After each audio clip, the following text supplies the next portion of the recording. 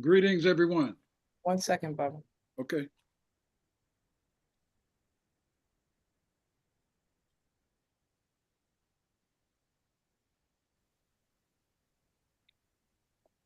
Greetings, everyone. 1 second, Bubba. Okay.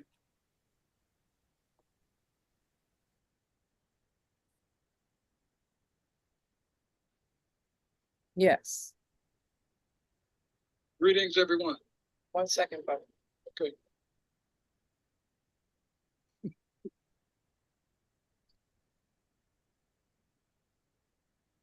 Yes. Greetings, everyone. 1 second, Bubba.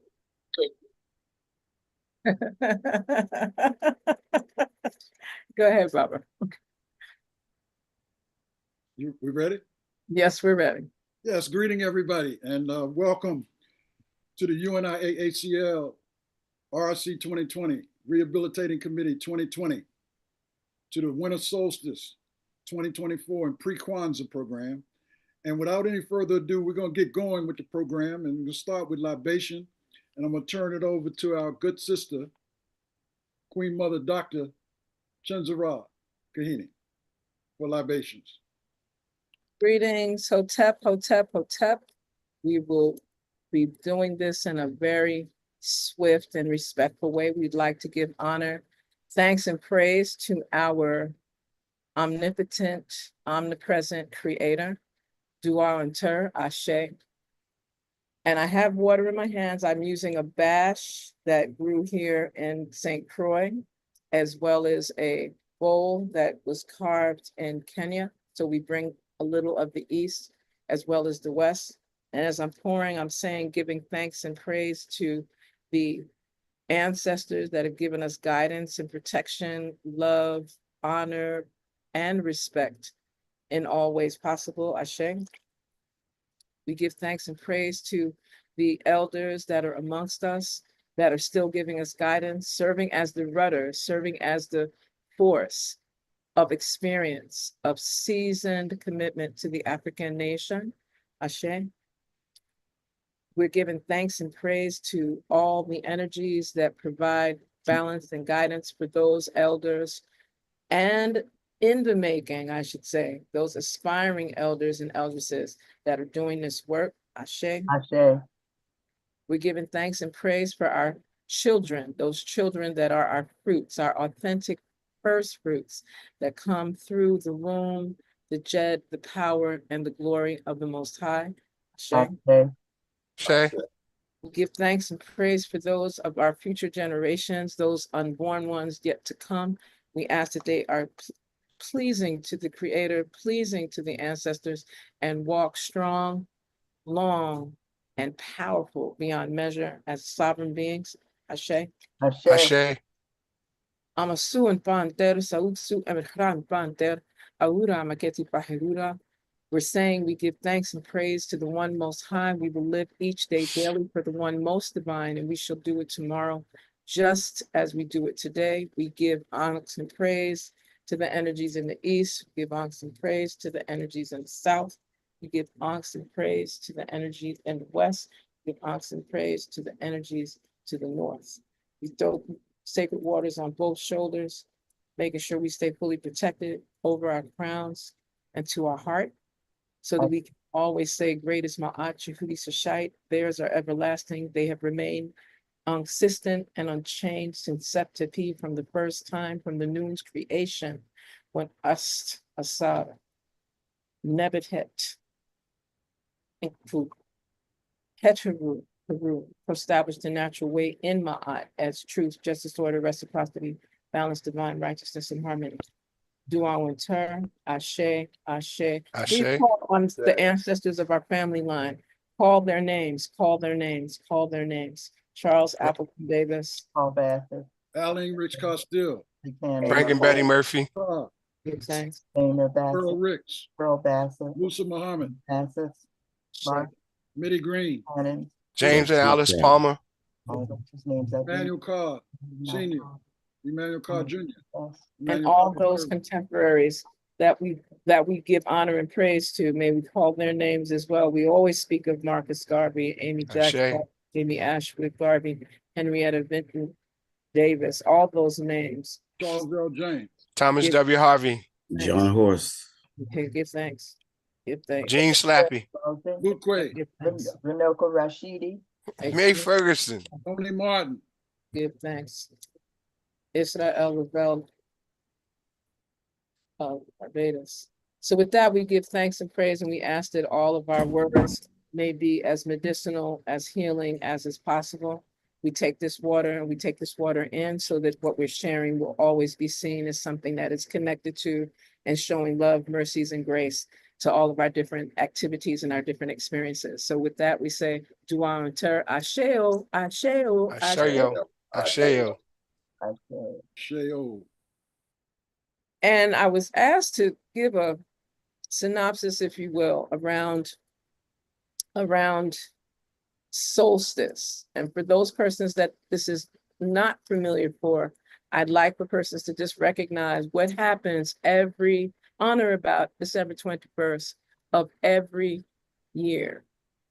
And most persons refer to it as the coming out of the autumn season or the fall, moving into the winter season, right? We speak of the old man or the old dude with the cane walking at the end of the year, kind of slow moving. And then with the dawning of the first day in the Gregorian calendar, it is viewed as a baby coming into the new, fresh year.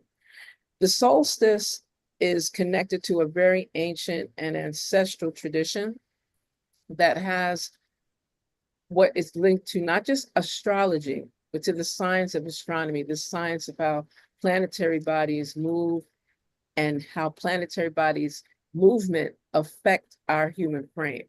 It's really important to just be aware. We've had a very significant full moon very recently, and coming into this particular season, it allows for us to also speak of what is known as the Festival of Khnum, or the deity in ancient ancestral African, Nubian, Kushan, Kemetu heritage legacies. As I love my family that I really did overlook that I did not record. Got it. Give thanks. We're gonna get it together. It's 5 of me. We're coming. As I was sharing with the whole vibration of the Festival of Khnum, it gives us an opportunity to speak around the potter's wheel and how humans are formed in terms of our ability to use free will. So we're not just clay and then thrown out there, but people speak of that from the dust you came and from the dust you will return. And that dust with a little water is very similar to clay. And so when we speak of the Festival of Khnum, you will hear persons speak of it in the context of, this is a time where we are to be in reflection. This is a time where we're looking at how the sun rises, how the sun goes into ascension, and just how sunset restores light and healing strength to you. How some people will just, their whole disposition changes just by being in the sun, not direct heat, burn your skin sun, but the healing energies and the healing principles and the healing mercies that come from sun. In our vernacular, we say Ra. When we talk about the Festival of Khnum and the opening of the winter solstice, we're talking about a time where it's going to be one of the longest nights in the year. And then from this point forward, we'll see that sunrise will start to come a little earlier each day, and you'll notice the difference. Just like how it was coming much later, much earlier in the fall season. And it's just important to know we'll have more sunlight, more Ra shining on each and every one of us. I want everyone that's listening and is earshot of what I'm saying. As I'm speaking, the sky was purely sunshiny. People were out here complaining of heat, and now the libations are in abundance. So I feel that this convening has definitely blessed beyond measure. When we speak of the solstice, we're talking about a time for persons to deal with the preparation, the opening, and the starting of a new journey of how we embrace this season and how we deal with light and how we deal with what is considered outside of the light. So there's voice offerings, there's prayers, You will hear people like what I was saying, and I'll share this hymn to Knum for persons to just get an idea of what is said around this time of the year to really invoke positive energy, to be able to deal with healing, reflective energy around the season of the winter solstice. To Knum, who sits at the potter's wheel, I offer my praise. O ancient self-created one, who ruled at Elephantine, river master, high of plumes, yours is the stone within the earth, the silt of the Hapid, Nile River, the flood that nourishes the field. Friends of the crafter, the builder, the miner, yours is the work of the artisan. O granter of resources, granter of skill, yours is the gift of a dexterous hand and an artistic eye. We are as you have made us. O Knum, with your blessing of body and breath, our work and our substance are within us, unique and innate. O shaper of humanity, who molds us one by one, from clay, each fashioned with art and with care. Water bearer, father of fathers, you of the rippling horn, for our lives and our existence, we thank you, Dua Winter. And that's a chant, a hesse, more like a words of power, words of praise that persons utter around this time of the year to just recognize and honor that there's several festivals around this winter solstice that highlight what has happened seasonally and throughout different elements of how we engage with the solstice. In a very Greco-Roman space, persons will limit it to the change in the seasons and the ascension of particular planets, which is important. However, the essence when it comes to people of African ancestry and people of African descent is for us to recognize that it's a time where it's a seasonal change. This is a great time for persons to do fasting. Let me rephrase that, not just water and air, trying to be a breatharian, but where you begin to release things that you find yourself having dependencies on, where you begin to embrace things that will be not as productive for your longevity, if you will. So this is a great time for us to look at what is celebrated around December 21st annually, and to begin to embrace, how do you plan to move forward between the winter solstice that opens up today, December 21st, moving into the vernal or spring equinox on or about March 22nd in the following year. And what does that mean to you? And how do you begin to highlight that? And what is it about the poles around the earth that make persons have to remember? Notice we have a tropic of Cancer during summer solstice, and we have a tropic of Capricorn during the winter solstice. And if you remember that symbol with Capricorn and the whole horns that come up from that Capricorn, then you'll understand when we speak of Knum and the same vernacular, because people refer to it as a magical moment or a time where it's like the sun literally stands still. Like when it's like 9 hours darker in some areas, it's considered the time you have one of the earliest sunsets, right, in the season. And then from this time onward, sunset will come later and later in the day. For some people, it's also a time for them to understand the embodiment of moments of transition and the shift from darkness to light. I like to say from the less lit to the lit, right? Because we know that darkness and endarkenment bring power to a level that is just unprecedented. It's also a time when we start to see what I've described as the lengthening of days. And that's when we'll see just more sunlight coming through into the spring equinox next in the following year. And it's also important because this is a time of illumination. So when we look at certain things around the winter solstice, it's a powerful time to engage with yourself spiritually, culturally, and within our heritage of our ancestral legacy.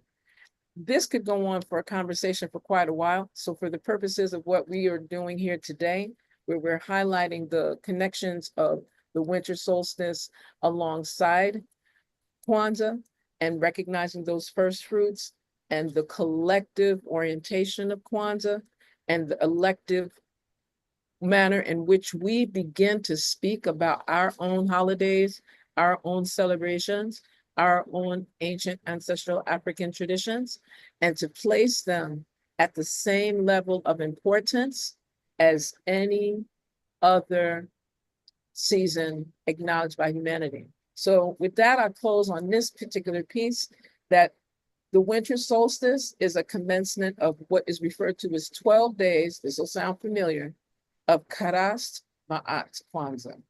And it's something that has been taught through the ages over and over and over and over, and has different iterations.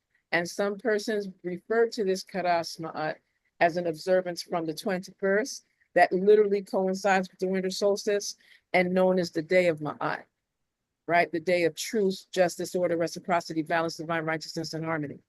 And it gives us a chance to restore balance, to restore order, to restore grace, and to restore truth in all that we're doing. And I'm really looking forward in the future for us to be able to speak of the winter solstice as the opener of the ways for all of these other observances that celebrate light, illumination, greatness, and prosperity for our communities. And with that, I say Dua Winter, give thanks and praise. And I return the virtual lectern to my brother and moderator. Ashe. Like, Ashe. Yes, thank you, Ashe. Thank you, dear. That was so informative. And I'll share a little more later on some few things, but for right now, we want to keep things moving. And right now, my good sister is going to cue up what we consider is our official anthem, and that is the Ethiopian anthem. And you all listen carefully. This is very powerful. It's our universal anthem for African people at home and abroad, laid down by the Right Excellent Honorable Marcus Mosiah Garvey and the UNIA in 1920. So without any further ado. well, there'll be further ado because I put too many things on top of here. So give me a second. So if you could please keep it going for a moment, I'd appreciate it. I'll go ahead and do the pledge. And after the pledge to the flag, we'll get to that. That's not a problem at all, Doc.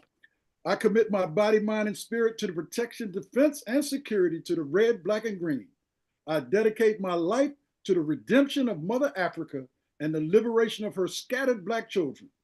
I accept for myself and my descendants the teachings of universal African nationalism, and I promise that our children will be instilled with the purpose of knowledge of themselves as African people, in order that the cause of our struggle will neither falter nor fail until all Black people are free and united through one God, one aim, and one destiny. And while we're waiting on the anthem, I want to make it all clear. We're here to celebrate and to get ready for the pre-Kwanzaa, but this is the end of the year, the 21st. The 21st is the end of the year in terms of the atmosphere, and Dr. Chen broke it up for us. But it's important for us to recognize the principles of Kwanzaa as well. Unity, umoja, self-determination, kujuchagulia, collective work and responsibility, ujima, cooperative economics, ujamaa, purpose, nia, creativity, kuumba, and imani, faith. Which leads me to another 7 principles that were laid down. Many of you all here know that, and all out there listening need to know in 1920. African identity, principle 1. African pride, principle 2. African self-reliance, principle 3. African economic power, principle 4.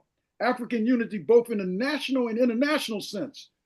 Number 5. Number 6, a great and powerful central nation in Africa. And number 7, the African image of the Most High, God Almighty, universal mind. You ready, Doc? I believe now we can say that we are, I'm having a really wonderful time here. So just give me a moment so that I can make sure that we have the correct one. And once we have the correct one, we will be on top of that game, giving thanks. I believe everyone is probably seeing a black screen. Yes. And I'm praying that, okay, we're gonna stop for a second because sometimes I do this and I forget to share sound.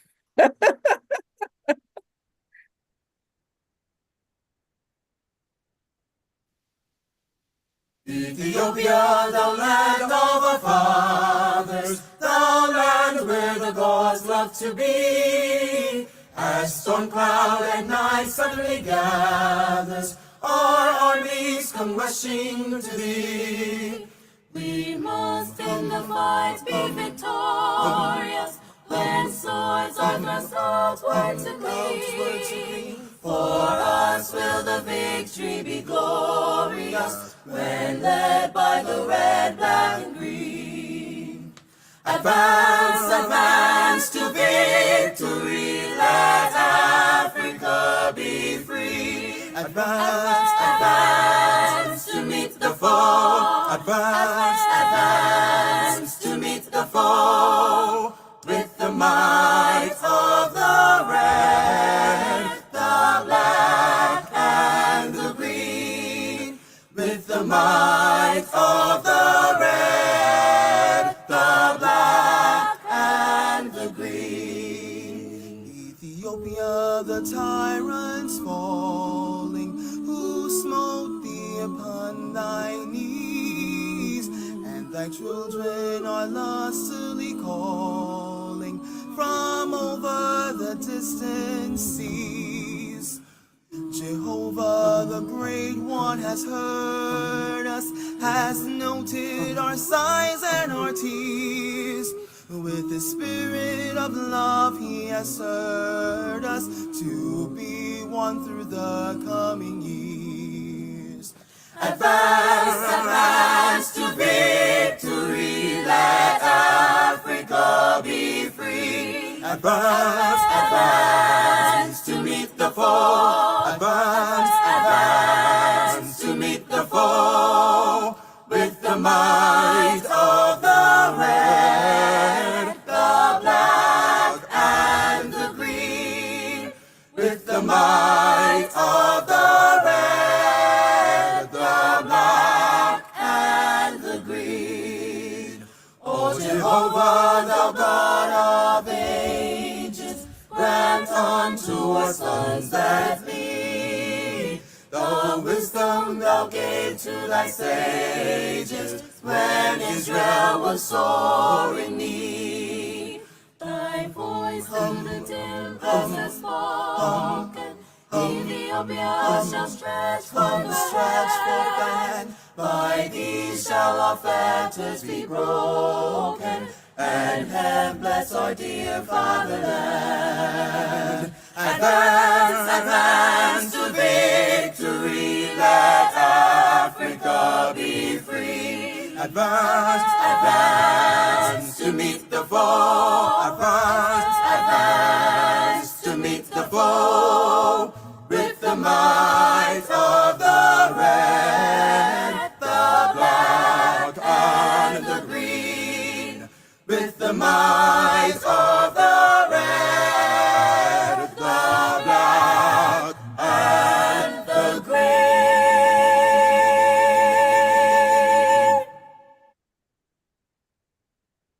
Ashe. All right. So I guess that lifted everybody up. I know this morning at 4 something Eastern Standard Time when we moved Ashe. into the solstice, I know I was up. I don't know about y'all. I was up and meditating because, you know, the energy was just high.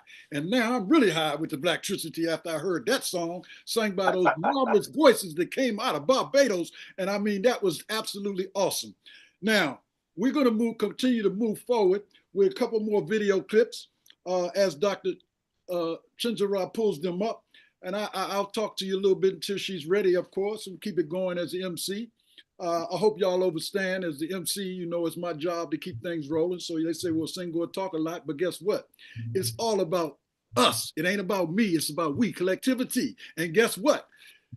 Ancient times, and y'all remember this, these are 7 principles that were established by the Most High. Y'all, these principles are critical. And we know Kwanzaa was in 1966, but Kwanzaa had to go back to fetch it. And then in 1920, I told you about those principles. Check out these principles. The principle of mentalism. The all is mind, meaning the universe is mental. The principle of correspondence. As above, so below. As below, so above. The principle of vibration. Nothing rests, everything moves, everything vibrates. The principle of polarity, everything has opposites. The principle of gender, the gender is everything. Everything has its masculine and feminine principles. Gender manifests in all planes. The principle of rhythm, everything flows. The principle of cause and effect, critical. And if y'all want some more details, if you ain't familiar with the Kabbalion, you ain't familiar with Hermes Trismegistus, we like to call him by his real African name, Tahuti, you need to visit Ancient Future by Wayne Chandler and get some more details, because those principles were universal. It wasn't created by man or woman or humanity, but they were automatically created in the universe. And we're talking about the winter solstice and pre-Kwanzaa, so it's appropriate for us to connect all of the principles that we need to use to go back. When we say Sankofa, we're talking about going all the way back to go forward. Let me know when you're ready, Doc, and we can keep moving.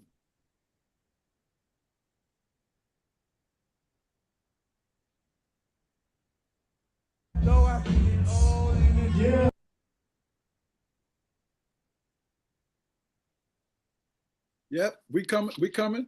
I know what's getting ready to drop. And my brother Jabari is getting ready to lay some creative expressions to us. And just be prepared, y'all, because 2024 is a powerful year, but 2025 is going to be even more powerful for us. And so without any further ado, when you're ready, Doc, you can bring that back. And we're going to keep the flow moving. As I said, we got a lot coming up. We got messages coming up. Living God, I'm here in dark. When I pray I shoot straight. We gotta build a strong black nation. We gotta build a strong black army. Fighting for my liberation. Cause I believe in God and coffee.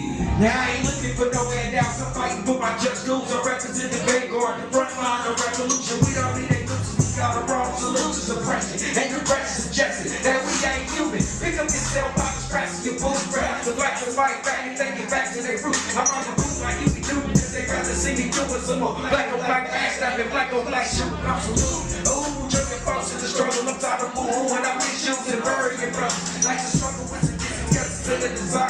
Keep me locked up in prison, I ain't giving my gun. You can't get rich out of selling the dimes. No, you in the advantage like some family of mine. Y'all pick up a book and enlighten your mind. Be a soldier, no longer spiritually and mentally blind. I build a strong black nation. We gotta build a strong black army. Fighting for my liberation. Cause I believe in God and God. We gotta build a strong black nation. We gotta build a strong black army. Fighting for my liberation. Yeah, I believe in God and God. Look, my daddy named his son Jabari. Strong and builders, a army guy with your Huey Newton spirit. If you want it, you can get it. We playing for keys. What's a man if he can't stand on his own 2 feet? The code I keep for love, trust, and loyalty. Be the basis of the struggle in these lonely streets. Say my ancestors' name, I reply, Shay. You can leave, I will soon get the fuck out the way.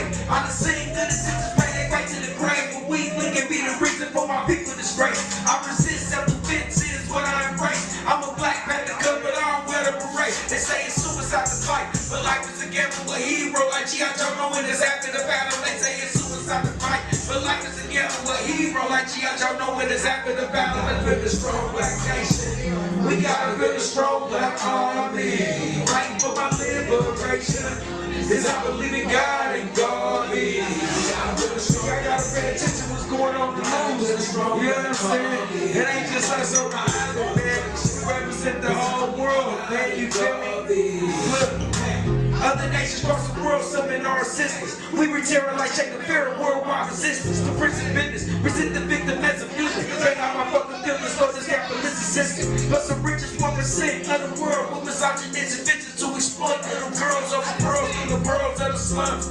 Imagine how Roosevelt acted every black had a gun and a camera. Could do this school, you might ask for political greed, that will bleed if I have to. Seeking order like a water going up in the rapture. We need more action and less actors. I practice guerrilla warfare like George Jackson and represent the new generation of black band. Bringing havoc to their legislative branches and making bad. Listen to imperialist advantage. Remember Africans and Spanish, the CIA scandalous, and Hoover was a fascist. He played the party and Garvey got vanished. Take these chains off my mind and set me free, goddamn it. They don't like a cage in the beast, 'cause they know we come with heat, and they know we finna rock. My hooligan nation, state 949, build a strong black nation. We gotta build a strong black army. You feel me? Yeah, we feel you, Brother Jabari. That was Brother Ambassador Jabari, Commissioner Jabari Shaw. Ashe. We're gonna keep like rolling like along, you know. But let me say this real quick while we pulling up this other message, and really the music and everything is very important, y'all, for us to understand that it's about rhythm, it's about polarity, it's about gender, it's about all of that. Princes shall come out of Egypt, Kemet. Ethiopia shall soon stretch forth their hands unto God. Except the Lord builds the house, their labor is but lost that build it. Except the Lord keep the city, the watchman waketh but in vain. And I'm going to pass it back to my dear sister to see if we can have another kind of high energy, because we want to keep this flow. We're talking about rising up. 2025 is coming. We're talking about raising the energy up. We're talking about looking back and looking at all the great things we accomplished in 2024, looking at the shortcomings, improve upon them, and moving forward into 2025. Dr. Chen, you ready?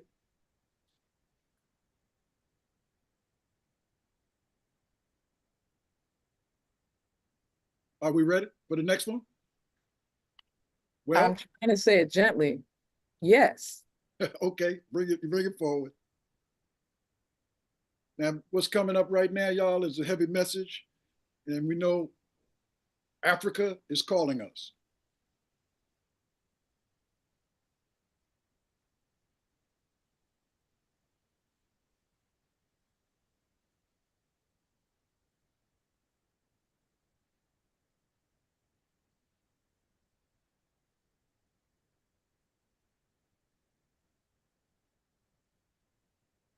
Well, I'm talking about all to the east, all to the east, all to the east. But won't you look to the east? Come again now. All to the east, all to the east. Say what? All to the east. I want you look to the east. Hey, Mama Africa, she calling you. Mama Africa, you hear her calling you. Mama Africa, she's calling you. Mama Africa, you hear her calling you. Mama Africa, around the corner, y'all. Mama Africa, in Gambia too. Mama Africa, down Sierra Leone. Mama Africa, all over Africa. It's just all to the east, all to the east, all to the east. I want you look to the east one more time. Come on. All to the east, all to the east. Say what? All to the east. I want you look to the east. Mama Africa, she calling you. Mama Africa, oh well, I got to get there. Mama Africa, you know I'm gonna be there. Mama Africa, you should come on along. Mama Africa, oh, 'cause nothing could be finer. Mama Africa, within the Black Star Line. Mama Africa, leaving out the Anacostia.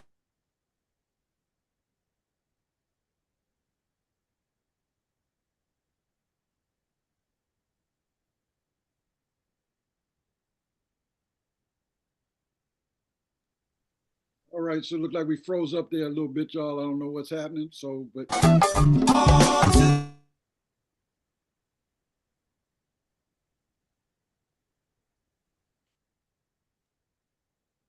so should we move? Technology. Yeah, so should we move forward, Dr. Chen? Yeah, that's on her end. I hope she's streaming. I know we got some issues in Sierra Leone too with the electricity, but Chief is still with us. So should we move forward, Dr. Chen? Yeah, like our whole system look froze up.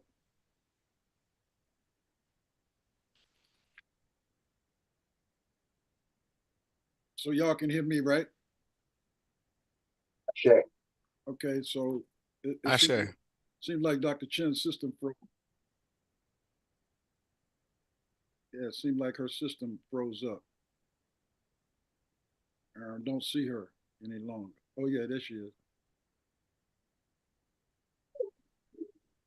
Okay, Dr. Chen, so we just go forward?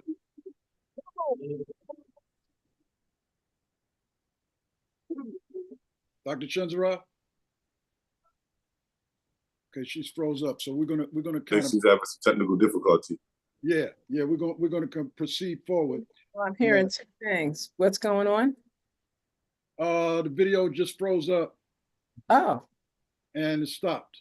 So we Oh. don't have to go back to it. We're gonna move forward. Oh, it froze up. oh, I'm not sure what, okay. Let's try and see what it will do for us now. Can you see it? Can you hear it? No sound. You can hear it? No sound. Pardon me? No sound. Oh, my. Well, we can't, I'm over here jamming by myself. My apologies. Like, I thought we were all, okay, so I'm glad I wasn't showing my camera. We were all jamming. Just put your hands up if you hear it, though. Tanzania, Kenya, Uganda. Sit down, let's have a feast. All to the east, all to the east, all to the east. I want you to look to the east. Hey, all to the east, all to the east. Say what? All to the east. When the east is in the house, oh my God. Brethren, sister, you don't see after so many years of separation, Ethiopia and Eritrea come together as one and happy with Nobel Peace Prize for that one. I'm a sitting Ganalo. Jah Rastafari. Wait a minute, said all to the east, all to the east, all to the east. The earth is the Lord and the fullness thereof. I shall never give up my continent for a country. Africa is for the Africans. Those of us at home and abroad. America has 50 states. Africa has 54 countries. That's just great. Sure. Mozambique, Angola, and tell Cameroon and Niger, Rego music, Ross Lidge is here. Mama Africa, she calling you. Mama Africa, she calling you. Mama Africa, Southern Sudan, Mama Africa, South Africa, Soweto, Africa, we hear her calling you. Mama Africa, you don't know I'm home. Mama Africa, Guinea Bissau, that's what we do. Hey Togo, we good to go. You don't know.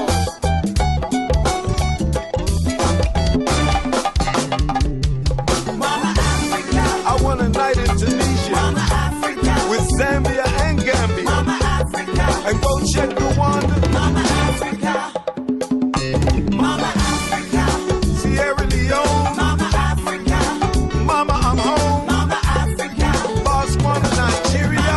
Africa, Mama Africa, Congo, Libya, Liberia. I hear ya. Madagascar, Mozambique, Djibouti, Chad, Gabon, Central, North, South, East, and West. All right. So that's my brother Ross Ledge. Ross Ledge that does what is called Rego, go-go mixed with reggae.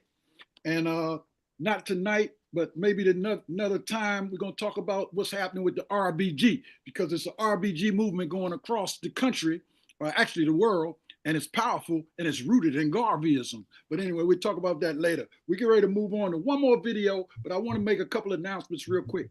After this next video, that's going to give you all some detailed facts on the Garvey energy, the whirlwind, we're going to go to Sierra Leone with our brother Chief O'Day. And if you can't see him, don't feel no way, because they said the lights went out, but he's still here with us on the internet. And if you might not see him, but you're going to hear him and you're going to get some fire. Also, our brother Shakara from the UK is in Gambia. And he just texted me, told me he caught up in traffic, but he'll be here on time to be live too. So without any further ado, Doc, let's talk about this great whirlwind, Kumunga, the Marcus Garvey story, the short film by our brother Shaka Santura. And then we're going to get into some live presentations, y'all. I am fired up. I'm fired up. Are y'all? The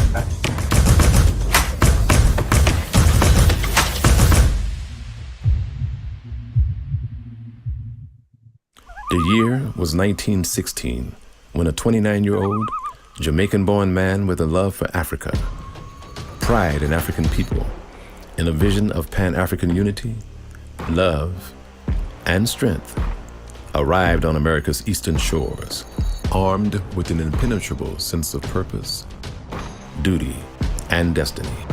Just 54 years after the Emancipation Proclamation, 51 years after the end of the Civil War, with the vast majority of blacks in America still mentally enslaved, experiencing widespread race-based discrimination, terrorism, and despair, black codes, Jim Crow, peonage, and lynchings, and economic collapse in a world at war. 90% of the African continent colonized by 7 European nations, and Africans throughout the diaspora, systemically oppressed, with few signs of better days ahead. In spite of these things and more, less than 1 decade after his arrival to America, he was leading the largest black movement in the history of the world.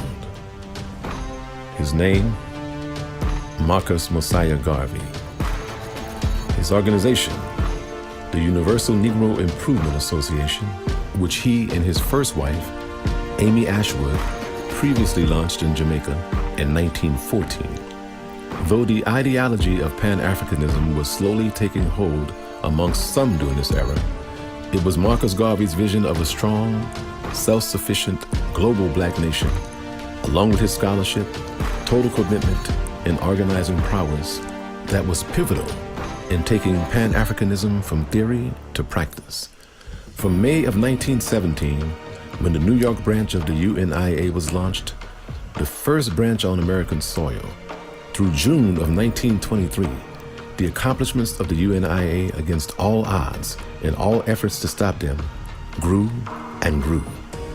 These accomplishments include over 4 million members worldwide, even more supporters, over 1,000 branches of the organization throughout 42 countries, the Negro World newspaper, a shipping company, the Black Star Line, the Negro Factories Association, wholesale, retail, and manufacturing businesses, grocery stores, restaurants, laundrettes, a printing press, tailor shop, black doll manufacturing, a trucking company, hotels, farms, a nursing agency, and a paramilitary division, established our flag, the red, black, and green, and established the Declaration of Rights of the Negro peoples of the world. The accomplishments made by Marcus Garvey in the UNIA laid a foundation of strength and self-determination that inspired widespread liberation movements, leading to 55 African nations winning their independence.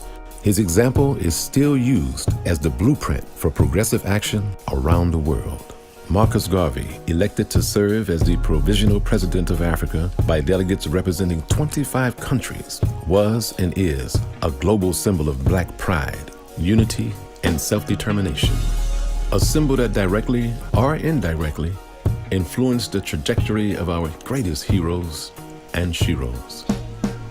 From activists such as Malcolm X, Dr. Martin Luther King, Fannie Lou Hamer, Steve Biko, Ida B. Wells, and Kwame Ture, to nation builders such as Haile Selassie I, Kwame Nkrumah, Nelson Mandela, Sekou Toure, Elijah Muhammad, Leonard P. Howell, and Jomo Kenyatta.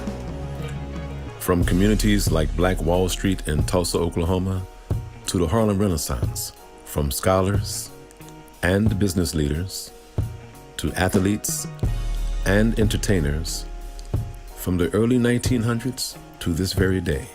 The list of those inspired by the greatness of the Garvey movement and its legacy of black pride, progress, and knowledge of self is endless. After being wrongfully convicted of mail fraud in 1923 and given a 5-year prison sentence, in 1927, his sentence was commuted and he was deported back to Jamaica, where he and his second wife, Amy Jacques Garvey, were met by the largest and most enthusiastic crowd in Jamaica's history. Marcus Garvey transferred UNIA headquarters back to Jamaica, ran a daily newspaper called The Black Man, started the first political party, the People's Political Party, and successfully got 3 members of that party elected to the Kingston City Council. This visionary leader, considered one of the 3 pillars of Pan-Africanism and a prophet of the Rastafarian faith, died of a stroke on June 10th, 1940 in London, England, at just 53 years of age. He was survived by his loving wife, Amy Jacques Garvey, a brilliant revolutionary in her own right, and his 2 sons, Marcus Garvey Jr. and Julius Garvey, both endowed with their father's progressive vision and revolutionary spirit. From statues, parades, street and school namings, to books, lectures, and the pouring of libations, Marcus Mosiah Garvey, Jamaica's first national hero, continues to be honored throughout the world. Though physically no longer with us, the spirit of Marcus Garvey is still felt, his contributions still remembered, and his name still recounted during acts of Black pride, acts of Black unity, and acts of Black liberation to this very day.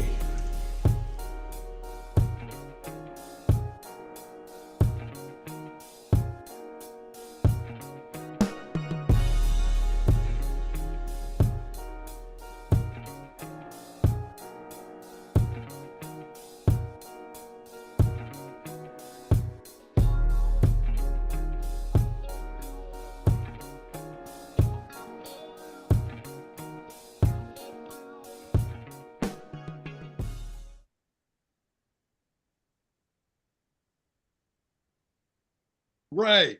So brothers and sisters, y'all listening out there, y'all can visit the website of the Universal Negro Improvement Association African Communities League Rehabilitating Committee 2020 by going to UNIAACLRC2020.com.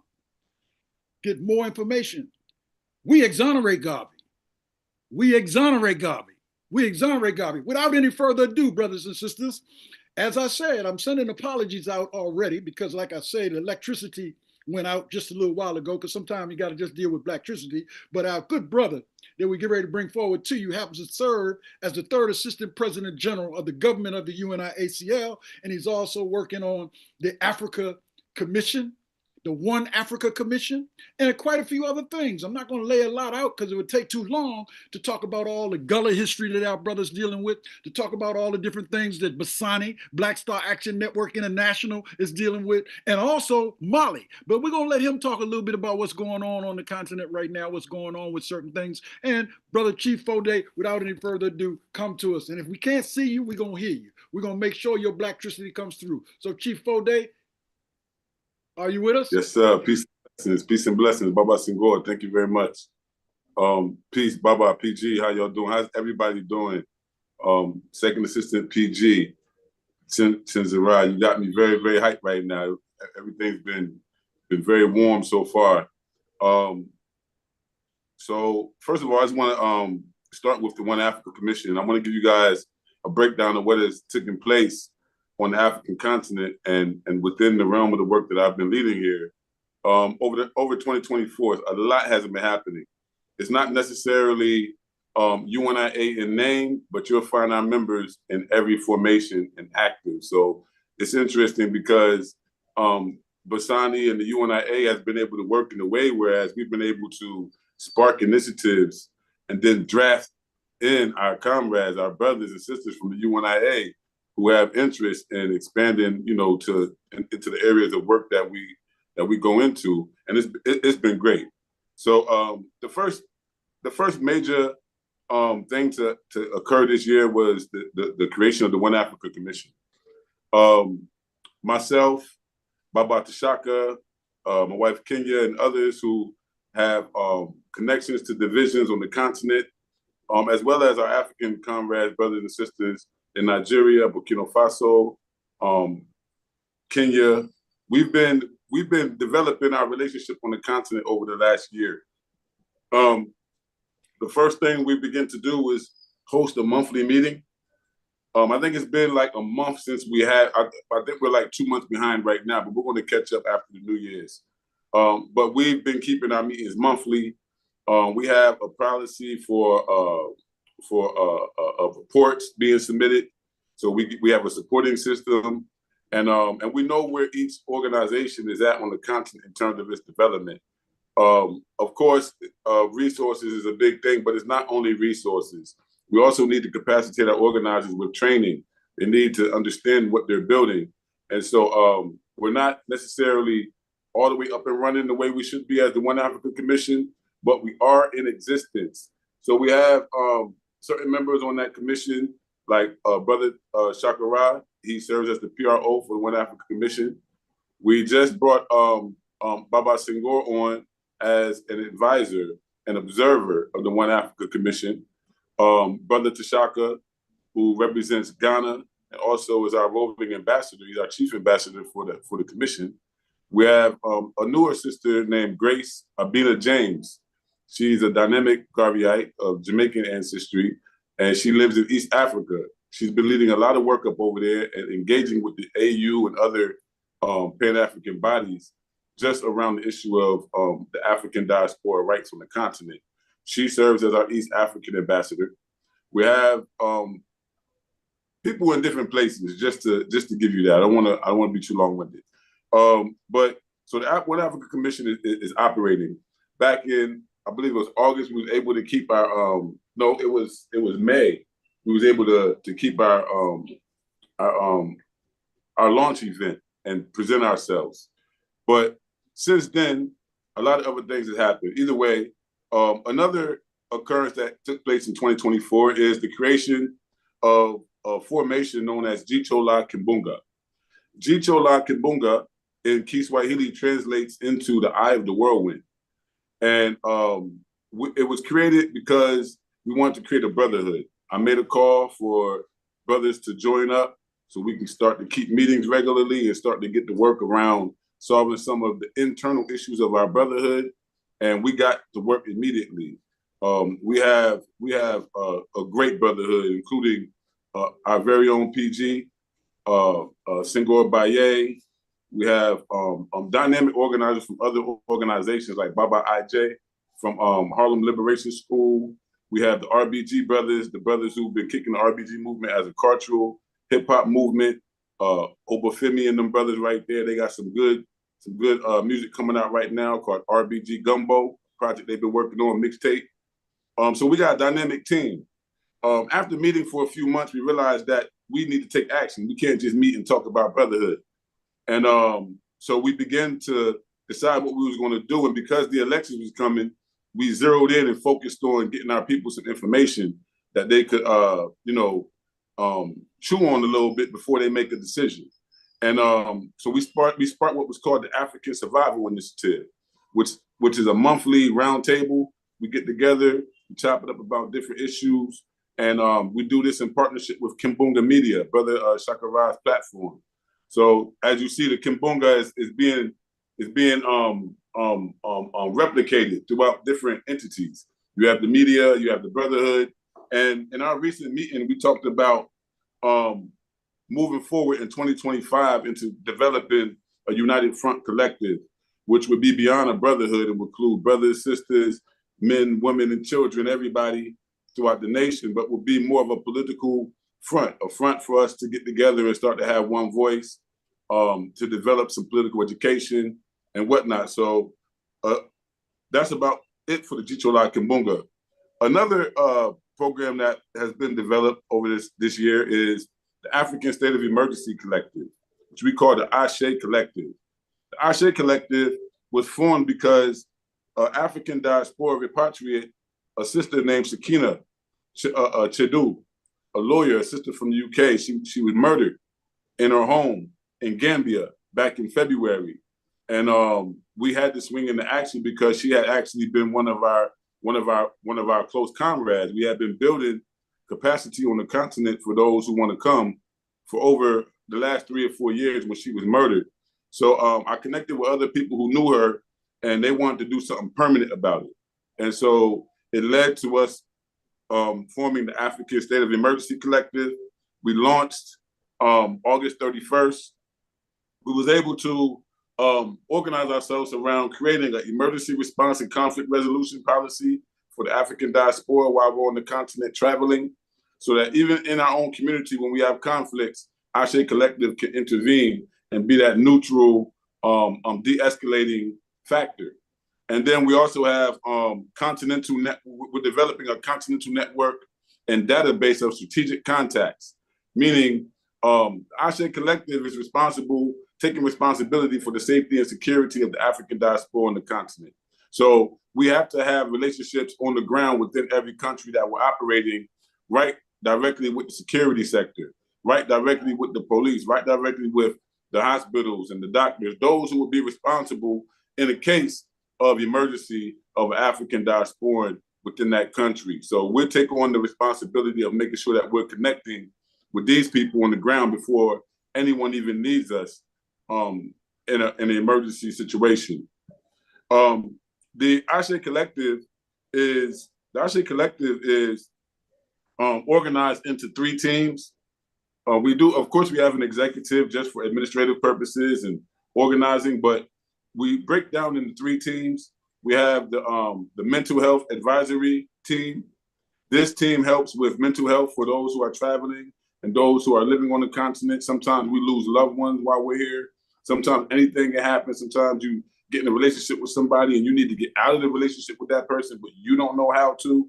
So there's a lot of trauma that comes along with returning to the continent that a lot of people don't talk about. But day to day, there's trauma when you come back, just trying to adapt. And so we have mental health resources. We have the international coordinating and diplomacy team. This team here is the one that's responsible for actually building the official relationships with the government officials. Recently, we were able to have an exclusive interview with the Mali ambassador to the United States of America around the safety and security and just, the interest that they have in the African diaspora. Y'all can check that out on Kimbunga Media. And then we have a public relations team. So we have a team that's designed specifically for engaging the public, separate from what the international coordinating team is doing and what the mental health team is doing. So we built these teams, they complement each other, and we meet regularly. And eventually we're going to be doing regular interviews and panel discussions as well. Thirdly, there's the Pan-African Coalition of Sierra Leone, something we've been building as Bassani with about 12 or 13 other Pan-African groups here in Sierra Leone over the last 8 years. Dynamic group, very diverse group. Usually we blow the whistle and say we need to get together and have a discussion. They come from all over Freetown. Some people will come from the interior just to come to these meetings. So we had a special meeting with the leadership of a group called Pan-African Union, or PANAFU. They really were in the vanguard of the struggle in this country during the Civil War, and even prior to that. This was the Pan-African Front. They're the veterans on the ground. We met with them, and we agreed to build a nationwide Pan-African movement now. So we're going to put boots on the ground and go out to the districts and find the Pan-Africans that are out there and organize them into regional conferences and national conventions, and get active with some grassroots organizing and capacity building. So lastly, the last main program that's coming is Mali, what we call the Mosiah Academy Leadership Institute. Some would say it's a school, but it's a little more than that. It's an educational institution. It's a little more than a school, though. So we're focused on Pan-African education and leadership training. So we're giving education, but specifically a Pan-African education about Pan-Africanism, Pan-African analysis, history, figures. It's not just a general education. It's going to be a Pan-African education where a person will be able to lead with a basic or an advanced level of education in that field. Also the leadership training. So this program is being conducted by Bassani, the UNIAACLRC2020, and SBET so far, but we're also going to look for more partners and more people to be contributors to the curriculum and to the whole educational experience. So this program will be online and offline. There'll be courses and classes. The online component will be on Patreon. There will be a small subscription for it, but that subscription will help us to finance what we got going on the ground here in Freetown. So one hand washes the other, and both wash the face. The basic course will be minus the course of African philosophy. So we have the course of African philosophy of the UNIAACLRC2020 that we want to offer, along with a general basic Pan-African education. If a person wants both, then they will receive an advanced program. But just to get one without the other would be basic. So if a person just wants the Pan-African, the Pan-African philosophy, then they can do that. That's just one though. That'd be a basic level. You still have to get the 12-month lessons. So then also we have a 12-month program. Because we're talking about Kwanzaa, we incorporate Nguzo Saba 365. So our weekdays during the program will be the actual days of Kwanzaa. So Monday is Umoja. Tuesday is Kuji Chagalia. Every week throughout the year. So we want to endorse the Nguzo Saba principles within our curriculum. So as long as you're with us, that's what it's going to be. It's not going to be Monday, Tuesday, Wednesday, Thursday. We'll be calling those same days, but within the principles of the Nguzo Saba. And so we're going to have a monthly theme. Like for example, one month is dedicated to Whirlwind or Kimbunga, where we theme specifically around the concept of the whirlwind, the ancestral return, around just like Baba Segura writes in his book, A Garveyite's Whirlwind Journey. Traveled everywhere he went. He went to Senegal, he seen Garveyism. He went to Nicaragua, he went different places. He seen the same whirlwind. He seen the same elements of Garveyism surviving within these different societies. And so we'll have a whole month theme around that. And there'll be lessons and sessions as well. So there'll be information gathered, distributed, and then there will also be a monthly session where we get together in a classroom situation and do that. All right, Baba, I got you. And then, of course, there's going to be an element of community service hours. This is where we are able to integrate the Be Clean campaign and the Twos and Seeds program. Those who will be taking the courses will also be volunteering hours to these programs as part of their credentials. And then at the end, of course, we'll have the course of African philosophy examination. So throughout the year, throughout the 12 months, the person will be reading sections of Message to the People. And then at the end, they'll take the ultimate examination. So they'll have a 1 year along with the other programming. And then at the end, they'll get a full achievement. So that's what we got going on out here. I could say a lot more, of course, but that's enough. Thank y'all. Yeah, thank you, Chief, and for sure. And I know it's a whole lot more. And for those brothers and sisters, we wanted to give you just a taste about things that happened in 2024 in Africa, specifically around the UNIA and some of the work that Chief Fode just shared, and a little vision about what's going to be happening in 2025. So many people out there, we need your support around supporting Mali. That is very, very important. And stay tuned to us. We'll be letting you know via our website, etc., how you can support them. You can also go to Basani, BSANI.org, and get details about Mali and how you can support them. So what we're going to do while we're waiting on our brother while we're waiting on Shaka to get in place, we got brother Tashaka. So brother Tashaka, I want to bring Ambassador Tashaka on, who is going to talk a little bit about what's going on in the northern part of the Black Star State, Ghana, and also a little bit about what's to come in terms of training our youth, etc. So without any further ado, Ambassador Tashaka. Unmute. Unmute yourself, bro. Unmute. Habari Ghani. Yeah, greetings, brother. Greetings. Yeah, concerning the Black Star Division in Northern Ghana, right now at this moment, we're having our second annual Black Star Children's Program. And what this is all about is we are using the best of Garveyism throughout the world. And we found that our people in Oakland, when they put together the Children's Breakfast Program, the Black Panther Party in 1966, we found that to be very critical and great in a means of getting our children together and feeding them and beginning the process of educating them in Pan-Africanism and in Garveyism, which is actually a natural part of being fra-fra. In the city of Bogotanga, where the Black Star Hotel is, the community is fra-fra. These are the people who came from northern Ghana into southern Ghana and freed the people. So our operations at the Black Star Hotel are with the fra-fra people, and this gives us the ability to recruit without actually recruiting, because everyone who is a member of the fra-fra culture in northern Ghana is a member of the Black Star Division, meaning all the senior brothers, all the senior women, all the chiefs, everybody. We are a Black Star family.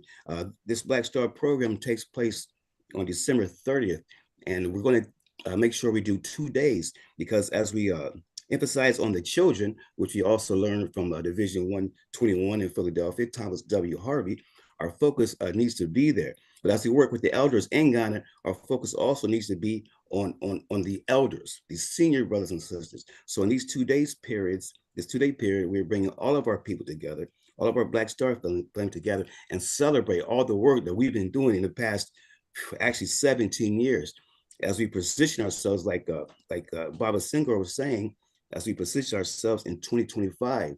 Once we make our way through the program, that is our opportunity right there to stop and focus on building our division solidly, meaning making sure each and every one of our officers are through the School of African Philosophy and graduate the School of African Philosophy and put those persons and that school knowledge into our Black Star Division under the curriculum as advised and proposed by Dr. David Horn.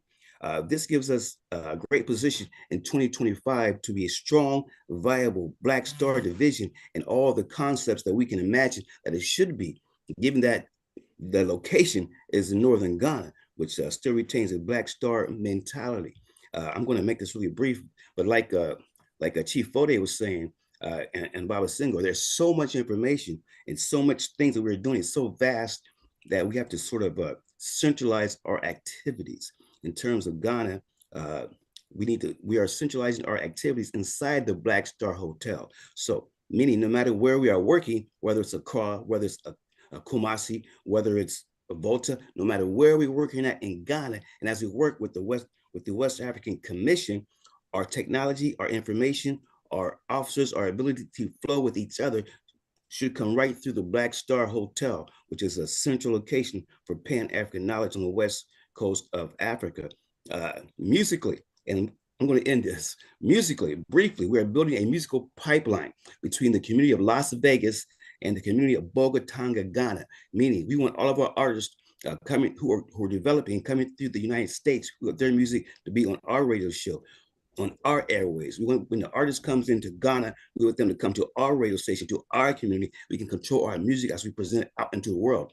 As you see that song put together by Brother Jabari, an excellent example of what songs should be rotated in on our radio station versus the ones that are being presented now in the United States and other places. That's the brief of where we're at. But the goal here, or the meaning is, the best way to do this is to work continuously and strategically with Chief Fode and the West African Commission, as well as our parent body, headed by our esteemed President General. And that is my brief report of the Black Star Division.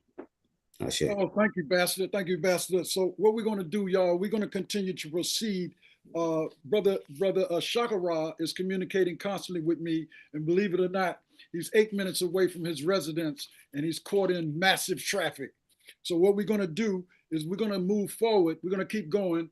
We're not going to miss a lot of time. We're going to make it, but we want to go into some other speakers before we come back to him, because we got quite a few of them. So Professor David Horn, who is with us, and Dr. Horn is a professor of Garveyism. He likes to say he's a retired tenured professor, And like we told him, he can never retire from Garveyism. So we are just blessed so that he ain't going to the 9 to 5, and he spends now 24 hours a day working for Garveyism. But he's also the head of the Marcus Garvey Memorial Society and serves as our international organizer. And this is no light Pan-Africanist, y'all. He was at Six Pack, and believe it or not, all these other packs that they've been talking about that have been canceled, that's okay, because soon we're going to get something together that's going to be thorough. And then Dr. Horn and, of course, a couple other of our members will be able to be there. But Dr. Horn, we ain't playing around with all them fake Pan-African calls for unity. We get ready to try to do the real deal. So without any further ado, I'm going to bring Dr. Horn on to share a few minutes with us on some things that's been going on in 2024 and where we hit it. So without any further ado, Dr. Horn. Hi, everybody. Bye. Listen, over 100 years ago, the United States government, along with a handful of confused Negroes, removed Marcus Garvey from the scene, removed him from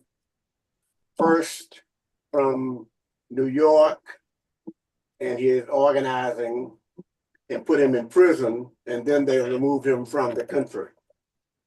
However, the UNIA government organization that he, along with his compatriots,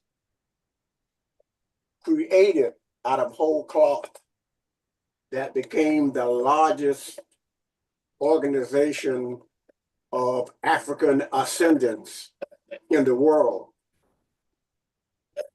That organization government survived.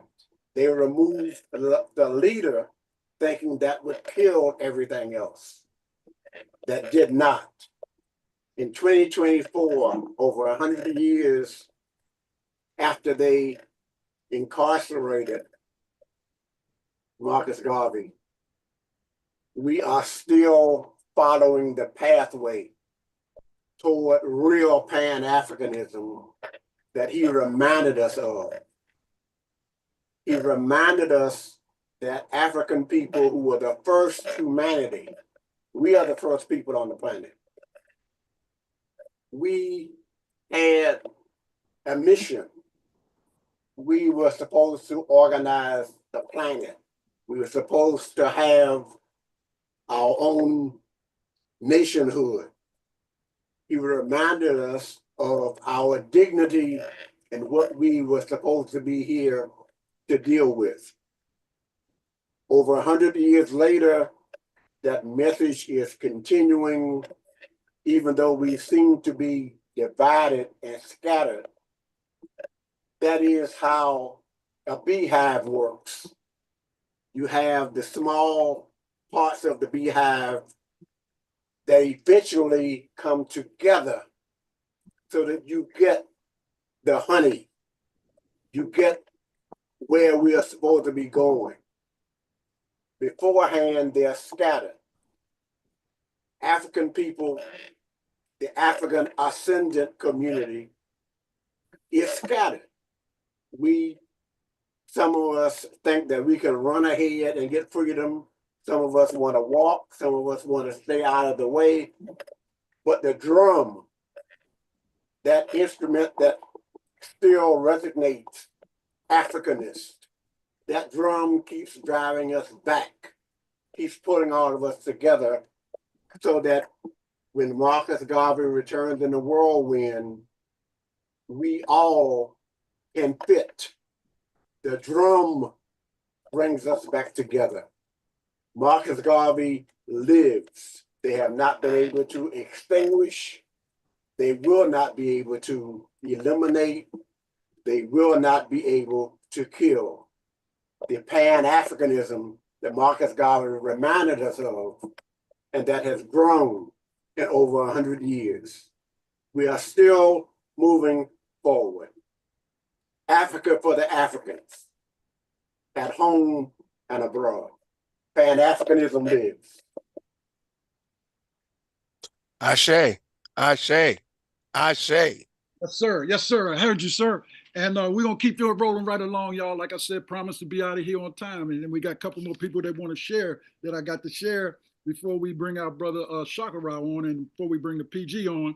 But right now, we want to go to a marvelous queen, mother, sister, my sister, our sister, Africa's sister,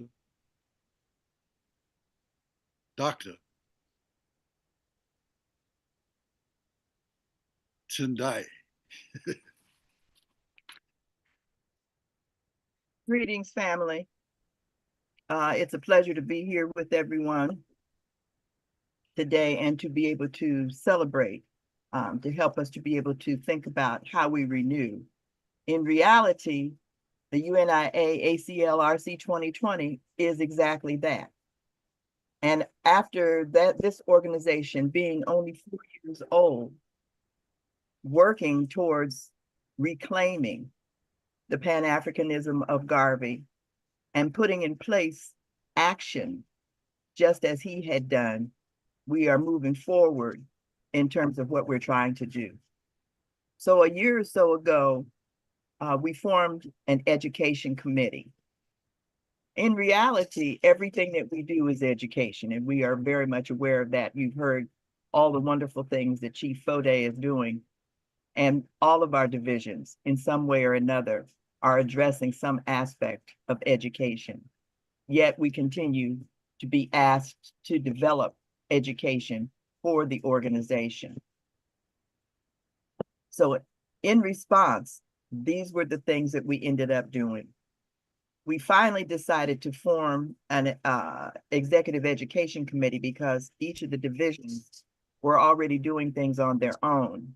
And there was not a synergy or an ability to be able to organize things under one umbrella, as we were trying to do, so that we could basically put things on the website where people would be able to access the information to see what folks were doing, while we in the background were working on developing some things. And you've just heard from Dr. Horn, who has been responsible for developing one of the programs that is essential to what we're doing, which is a certification program for those to be able to teach basically the Marcus Garvey philosophy.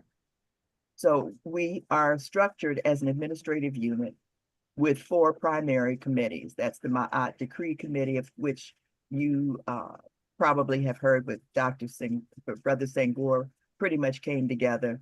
An example of that is with Dr. Chen and Senghor on the Nubian Leadership Committee. But basically what the Ma'at Decree Committee is, and each of my committee members will be speaking about an aspect of what they are doing here as we go further into the program. But the Ma'at Decree basically is a formal written document that allows us to be able to engage with other like organizations in a formal way. So that one of the things we're working on now, in terms of the fact that we now have put together the website with Baba Zama down here, is that having a link on our website where you can access those persons who have signed the Ma'at Decree to be able to see what it is that they are doing, because most of our organizations with whom we are involved are Pan-Africanist organizations, all acknowledging the red, black, and green, and their origins in some way with Marcus Garvey. So what the Ma'at Decree does basically is say, we're working together, not against each other, but all working in one accord for the upliftment and sovereignty of our people. We have an international committee with Drs. Horn and Dr. Chen, and Dr. Horn is the person who is primarily responsible for staying in touch and representing us with the African Union, while as well as his development of the certification program that he has put together. Additionally, then Dr. Chen is our person who is responsible for working with the United Nations and also staying in touch with those Pan-African organizations and representing us in the Caribbean, in Central and South America as well, so that we, talking about being a Pan-African organization, truly try to are reaching out to encompass all the aspects of the world where our people exist and reside at this point. Barbara Mosey has been responsible for the Freedom Fridays and continues to be able to do that, where one of the things that we do in terms of education is bringing forth panelists twice a month to address some issue that is confronting us as a people, to be able to work out and to use those conversations as a means of being able to develop ways of being able to address the issues that are confronting us, so that we will be able to continue to move forward, because our motto is forward ever, backward never. And as you see, we have streaming on the Black channel. In addition to that program, one of the things that we have done in terms of his outreach is for us to establish a relationship in Guyana with an institute there that we're helping them to develop their Pan-Africanism and their curriculum.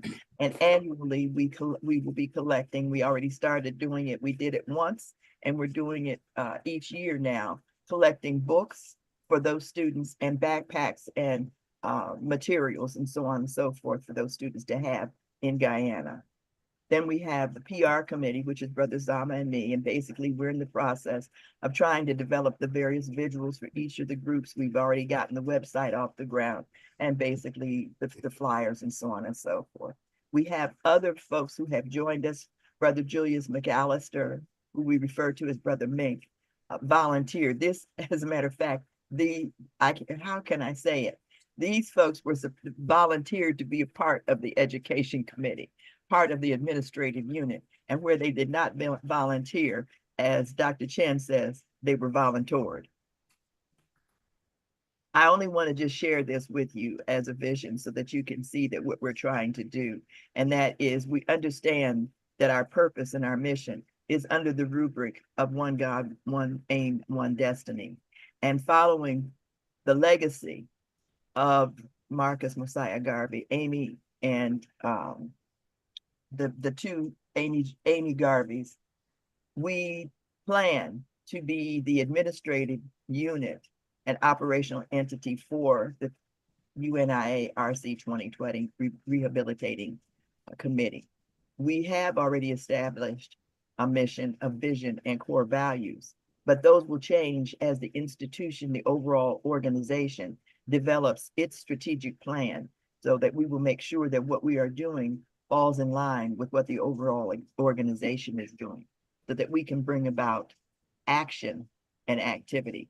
We don't want to just be something that is on paper that exists, but rather that we are a committee that provides not only support, but we are actively involved and engaged with the various divisions. These are just a few of the things that we did this past year. As I explained the Ma'at decrees, and I'm sure Brother Senghor may go into more detail, Brother David basically has been responsible for developing the Honor Society. So we now have a curriculum. What we're planning on doing is now developing that same curriculum for younger people, a lower age.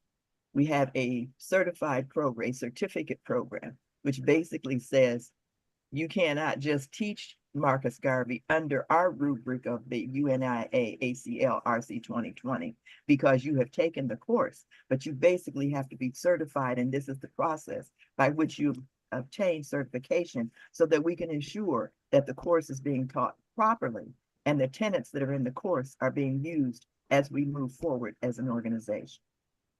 Okay. The other thing that we have done is members have attended the International African Centered meetings and conferences.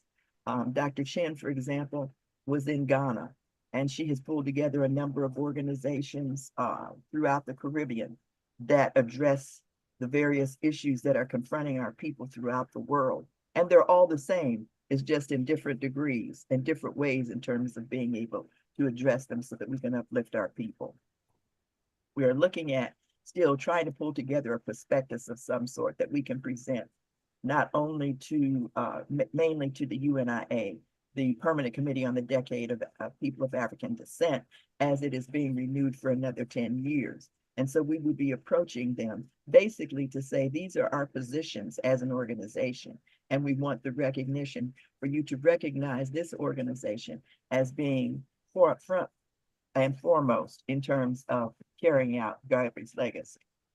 We also have sponsored a youth leadership summit, and I will share some of that with you. These are some of the things that we have planned. We're going to expand on the youth symposium, which was quite successful. We're looking at a medium, which I just shared with Dr. Chen, so we may have one now that has that we will be able to have a podcast that addresses those things that our young people, as my son, who's in his early 40s, says, our youth in his age group, if they have not been brought up in the Pan-African community, they may wear the X on their hat, but they don't have a clue in terms of what it means. So we're going to be the podcast as a means of being able to reach out to those age groups. And we've considered whether a lecture and speaker bureau, because as we had said, we have Dr. Horn, you've heard Chief Fode, we have Dr. Chen, who has organized panels, who is a lecturer and who speaks, both of them, at the various organizations, and my humble self as well. We continue to ask all of our divisions who don't have an education committee to create one and to develop at least one educational related activity on an annual basis so that we can have a catalog basically of all the kinds of things that our organization is engaged in. And we would like to have a written description of those activities so that we can put it not only in our annual conference book, but also on our website that explains what each division is doing, as well as contact information for that division. For the youth symposium that we supported in August, I just wanted to share with you a couple of pictures. It was called the Big Bad Nanny Helen Burroughs Miriam Berry Youth Leadership Symposium. We have taken the position that our youth are not negative or bad, but that we have to reach in to help them to develop the leadership skills that they possess and in many instances do not know that they have. So these are just a couple of pictures that we had of this symposium that was at a place called Busboys and Poets, so that we would be able to also feed them. The symposium lasted a little over of a half of a day, and the youth have come up with some areas that they want to continue to pursue. This is what the banner looked like, as you can see here. And you'll see Marcus Garvey, you see they're doing our red, black, and green. And what we ended up doing, it allowed us to be able to reach out to other Pan-African organizations within the DC area who normally do not work together. And we had them to come together in terms of sponsoring a youth to be able to attend and participate in the symposium. So we want this to be a catalyst for the youth involvement in the UNIAACLRC 2020. And we're working with the young people who have helped to put it together. These were folks who represented the PFLA, the Hood Smart, and the Browder initiatives. So those are youth that are in their early 40s, but have a following that are doing things to uplift our young people that are related to our Pan-Africanism. And these are the folks that we will continue to work with. As a matter of fact, two of the youth are having a Kwanzaa program. What is on which night? The day before ours, which is Nia. So these we're using to address youth identity issues and solutions, because we find that our young people, for the most part, if they're in public schools, they do not know that they are Africans. They do not, so therefore they do not have a root. They don't have a way of being able to connect. And so it is our responsibility to help to do that, to give that. And the leaderships that came out of the symposium, we plan on developing a leadership team. So those are just a few of the things in which we are engaged. My other committee members each are speaking about what they are doing specifically. So this ends my opportunity to share with you some of the things that we're doing in the education committee. Thank you. So do play. Yeah, give thanks, Mama. And that was a lot, y'all. I know y'all, I tried to set y'all up for what was coming. And we got our brother. I know he was caught up in traffic, but we're going to bring him on right now. Then we're going to get to Baba Mosi. Then we're going to get to Mama Mary Bolter. I'm going to sacrifice myself because I've been emceeing. And then I'm going to bring Dr. Chenjara on and we're going to get to the President General. And then we're going to close out. So we're not going to be too far over, y'all. So without any further ado, we've been talking about you, Shaka Ra, and I've been letting everybody know that you're going to be with us and you was keeping me posted. You're a dedicated Garveyite, brother. And when I met you way back in the day, it's almost like I've known you forever. And your Baba. So anyway, give us a little update on Kwanzaa in the UK. And I know y'all been doing it for a while. And also any other things you want to share about the media. Chief Fode already held you up about, Chika, Lumunga, Kamunga. And not only that, all the other things that you do. So without any further ado, Shaka Ra, thank you for weathering the storm, going through traffic. I don't know whether you're still in the Gambia or whether or not you got back home, but I think you're still in the Gambia. But anyway, without any further ado, Brother Shaka Ra, Ambassador Shaka Ra. Then can I be heard? Yes, yes. Okay, good.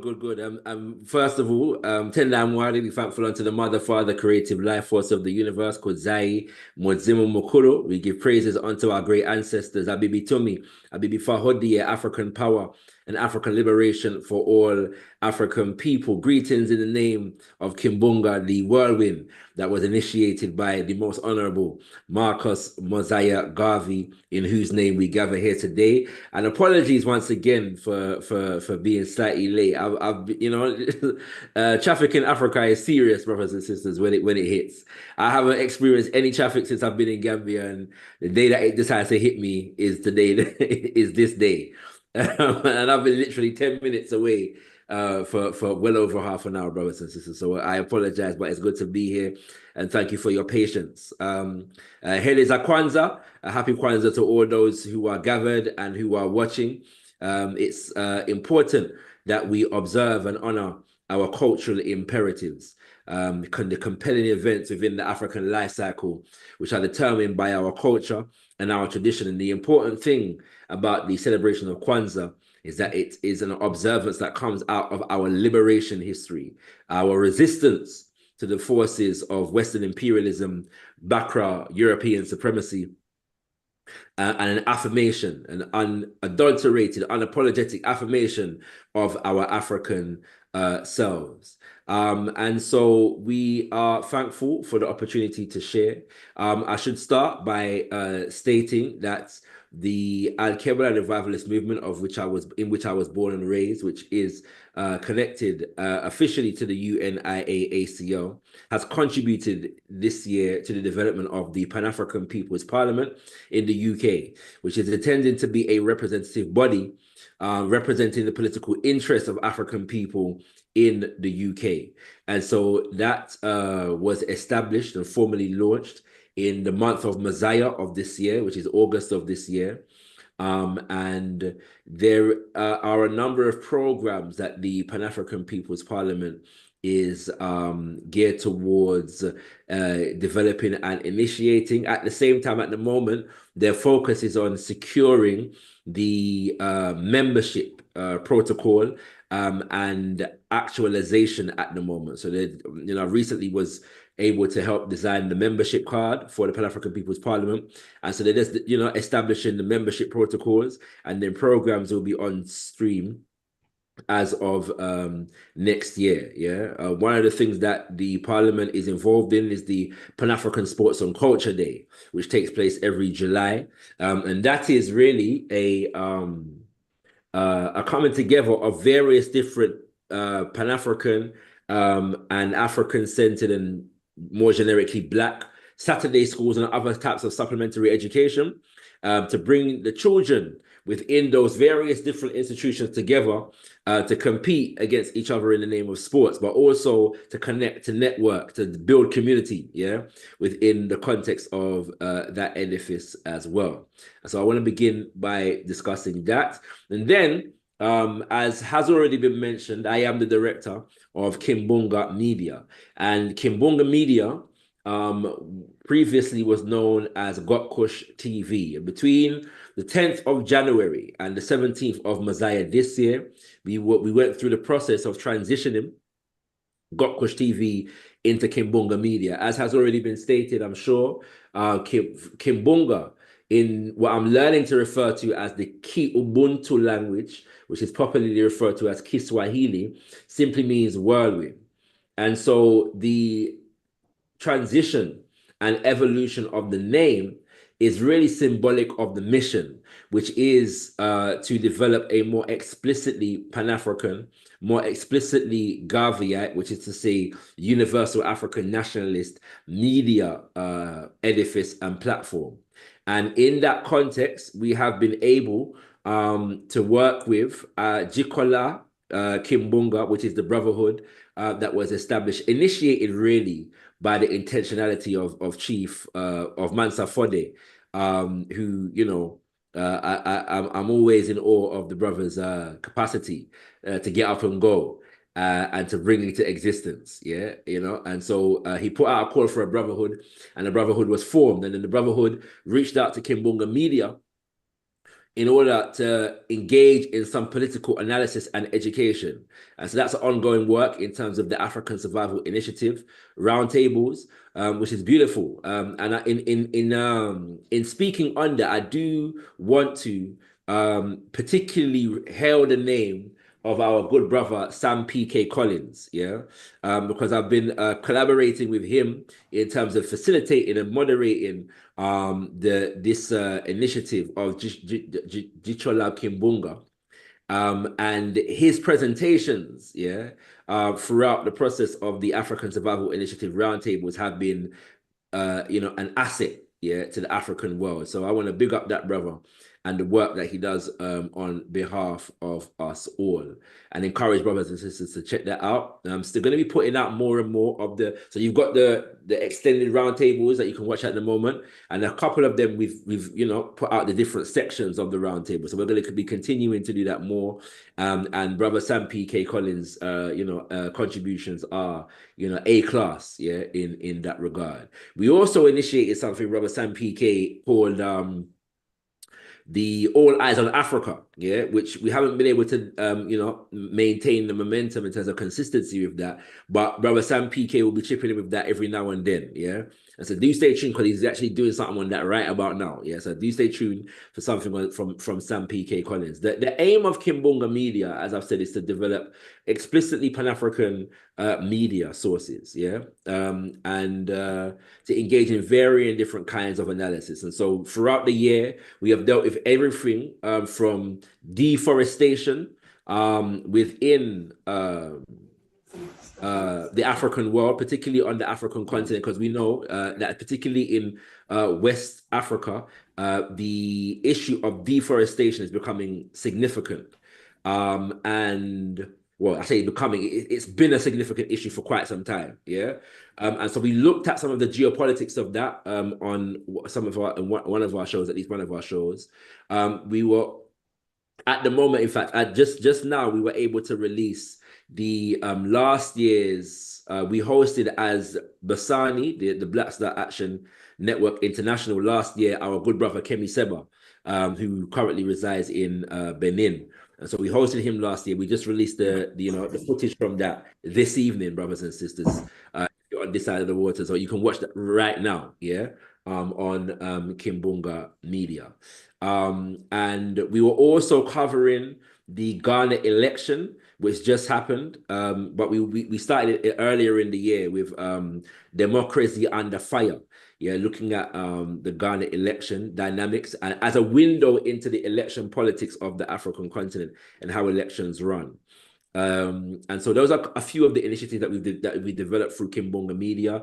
I was also, as director, able to collaborate with Mama Marimba Ani and the team at the Abakosem Sumsum, which is a ritual that Mama Marimba hosts every year, to put out a special edition of the African World newspaper, which was entitled The War Report. And the purpose of that was to develop and produce analysis and reportage of the uprisings that were taking place on the African continent especially those that were particularly inspired by the protests against the International Monetary Fund policies in the nation of Kenya, brothers and sisters. And so very, very, appreciative of the opportunity to engage with Mama Marimba on the production of that particular newspaper, which you can download for free at kimbongamedia.com. And giving thanks to brothers and sisters, because I'm able to track the number of downloads, and it was popping off when we released that. It was really popping off. And I want to shout out another brother, which is our brother Achola in Kenya, President Achola in Kenya, because he was contributing to that edition of the African World newspaper with a very extensive breakdown of what is taking place in Kenya and the history behind it. So big up to our brother Achola. Where am I? And so with that, we were able to also profile the work of the Ashe Collective, the Messiah Academy Leadership Initiative, and one of the aims that we have over here under the banner of Basani in next year is to really solidify a cadre of membership and at the very least to engage in fundraising in relation specifically to the Messiah Academy Leadership Initiative. Yeah, so that is one of our aims for the coming year. And I will say finally, on Kimbonga Media, we're also in pre-production for our major flagship show, which is relevant in relation to Kwanzaa, because it's called the Ujamaa Group Economic Show. The Ujamaa Group Economic Show.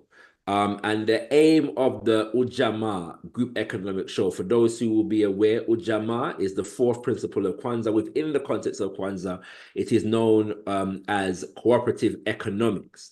But in the Kiubuntu, Kiswahili language, we know that the term means familyhood.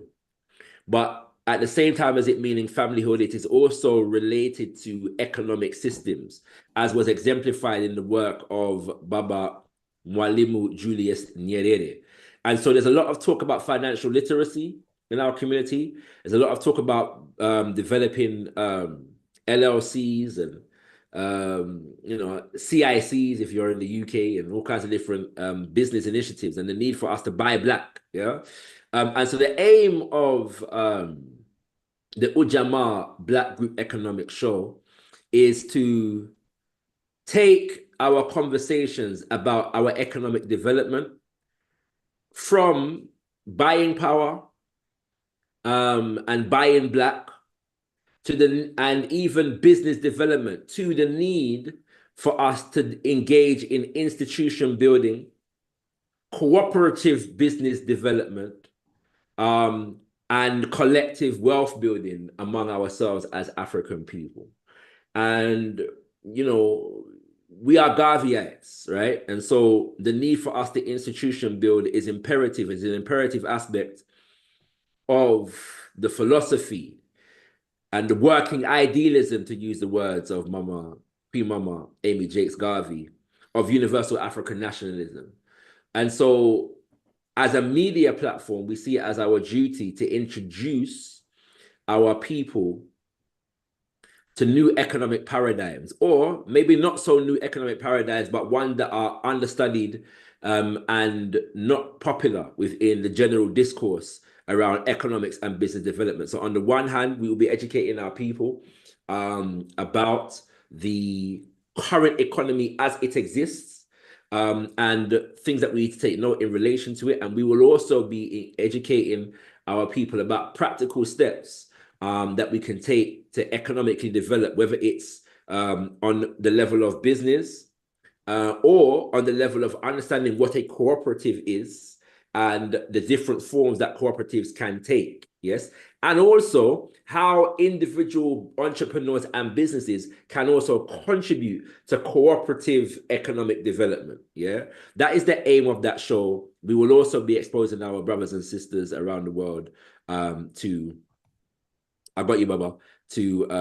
African businesses around the world as well. Yeah. And so that show is right now in pre-production. We're going to be in production as of next year. And I want to big up some of the brothers from Jichola Kimbunga. I won't say any names right now because I don't want to say too much, but I've had some support from some brothers in terms of getting into production for that show, and that support has put me in contact with brothers and sisters on the motherland who are also going to be assisting in the production of that show. And so we're really making it a Pan-African economic initiative. Even in the production of the show itself, a lot of work has gone into it, and we look forward to bringing that to you, as well as the fundraiser, the crowd fundraiser that's going to come in order to basically produce that show as well. Thank you, my elders, for allowing me the space to share these words with you. And I look forward to listening to other brothers and sisters. Tendai Mwali, be thankful unto the Mother, Father, creative life force of the universe. Kozai, Muzimu, Mukulu, we give praises unto our great ancestors, because our ancestors are worthy to be praised. Abibi Tumi, Abibi Fahodi, African power and African liberation for all African people. Greetings from Mama Gambia. Here Zakwanza. Yes, sir. Ashe. Thank you, Shakara. And like, we're going to keep moving, but Shakara, you'll get to see the whole presentation because, you know, we are sort of coming to the downside end. Right now, I want to call my good brother, the Minister of Information, on Baba Mosi. And then after that, Sister Mary. And then we go to the President General, and we're going to start wrapping up. So without any further ado, Baba Mosi. Yes, indeed. Solstice greetings to all. Peace and blessings to all, as well as we experience this cosmic transition of the winter solstice. You know, it's, as Dr. Chenjera explained earlier, this is a period of moving from less light to more light. And I'm thinking that in that sense, we as RC2020, we are moving to from a period of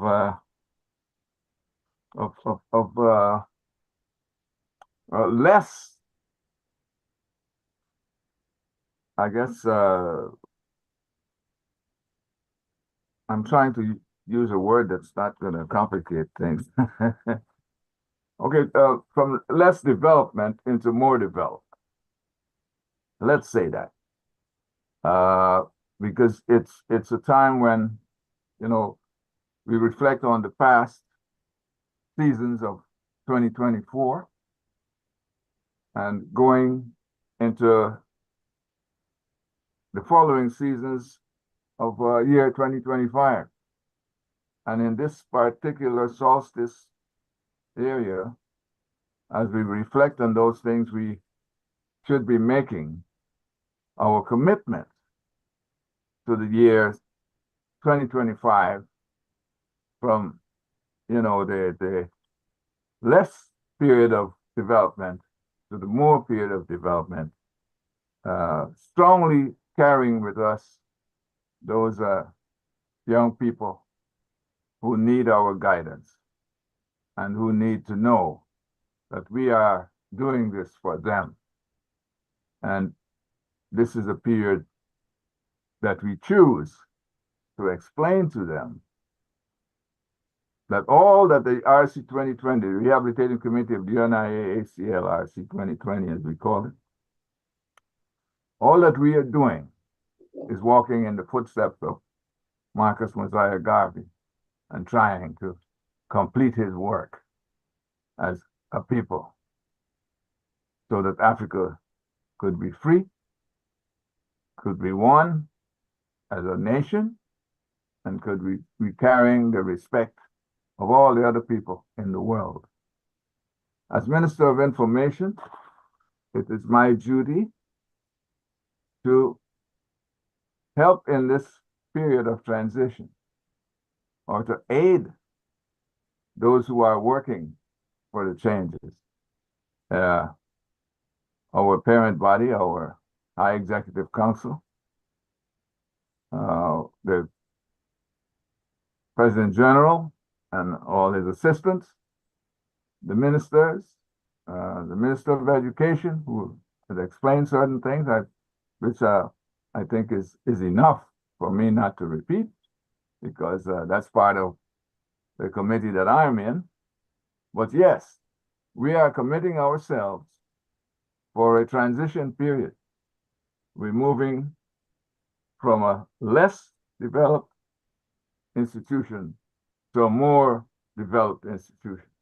And we've got these things that we'll be relating to you through the different organs that we have, or I should say the different platforms of communication that myself and the Minister of Communication and Cyber Technology, Baba Zama Cook, we're doing our best so that these things can come to you and that you can have them as a record to reflect on in this period of building further for the year 2025. And that is, I'm saying year 2025 because it's a transition period from now until then, but we're going beyond that. We will be definitely beyond year 2025. We're not looking just to a year ahead. We're looking to years ahead.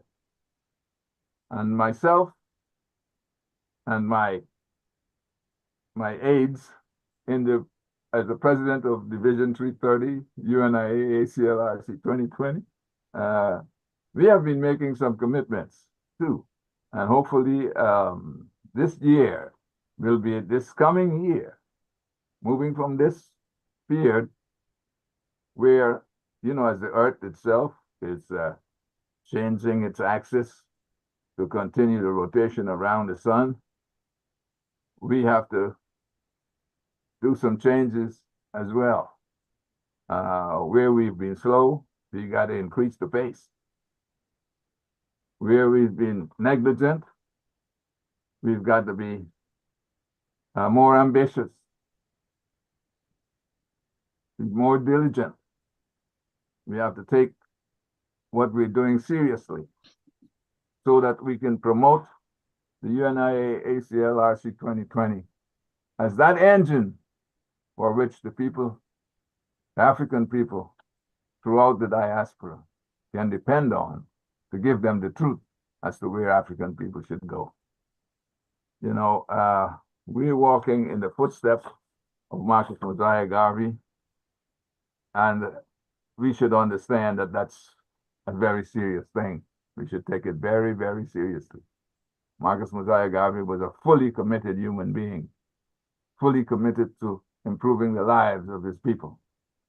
And we who are connected, we who are walking in his footsteps, should do no less than to commit ourselves in this transition period to look towards 2025 and beyond, to make whatever is needed happen so that our people should be saying one God, one aim, one destiny, and mean it forever. Thank you.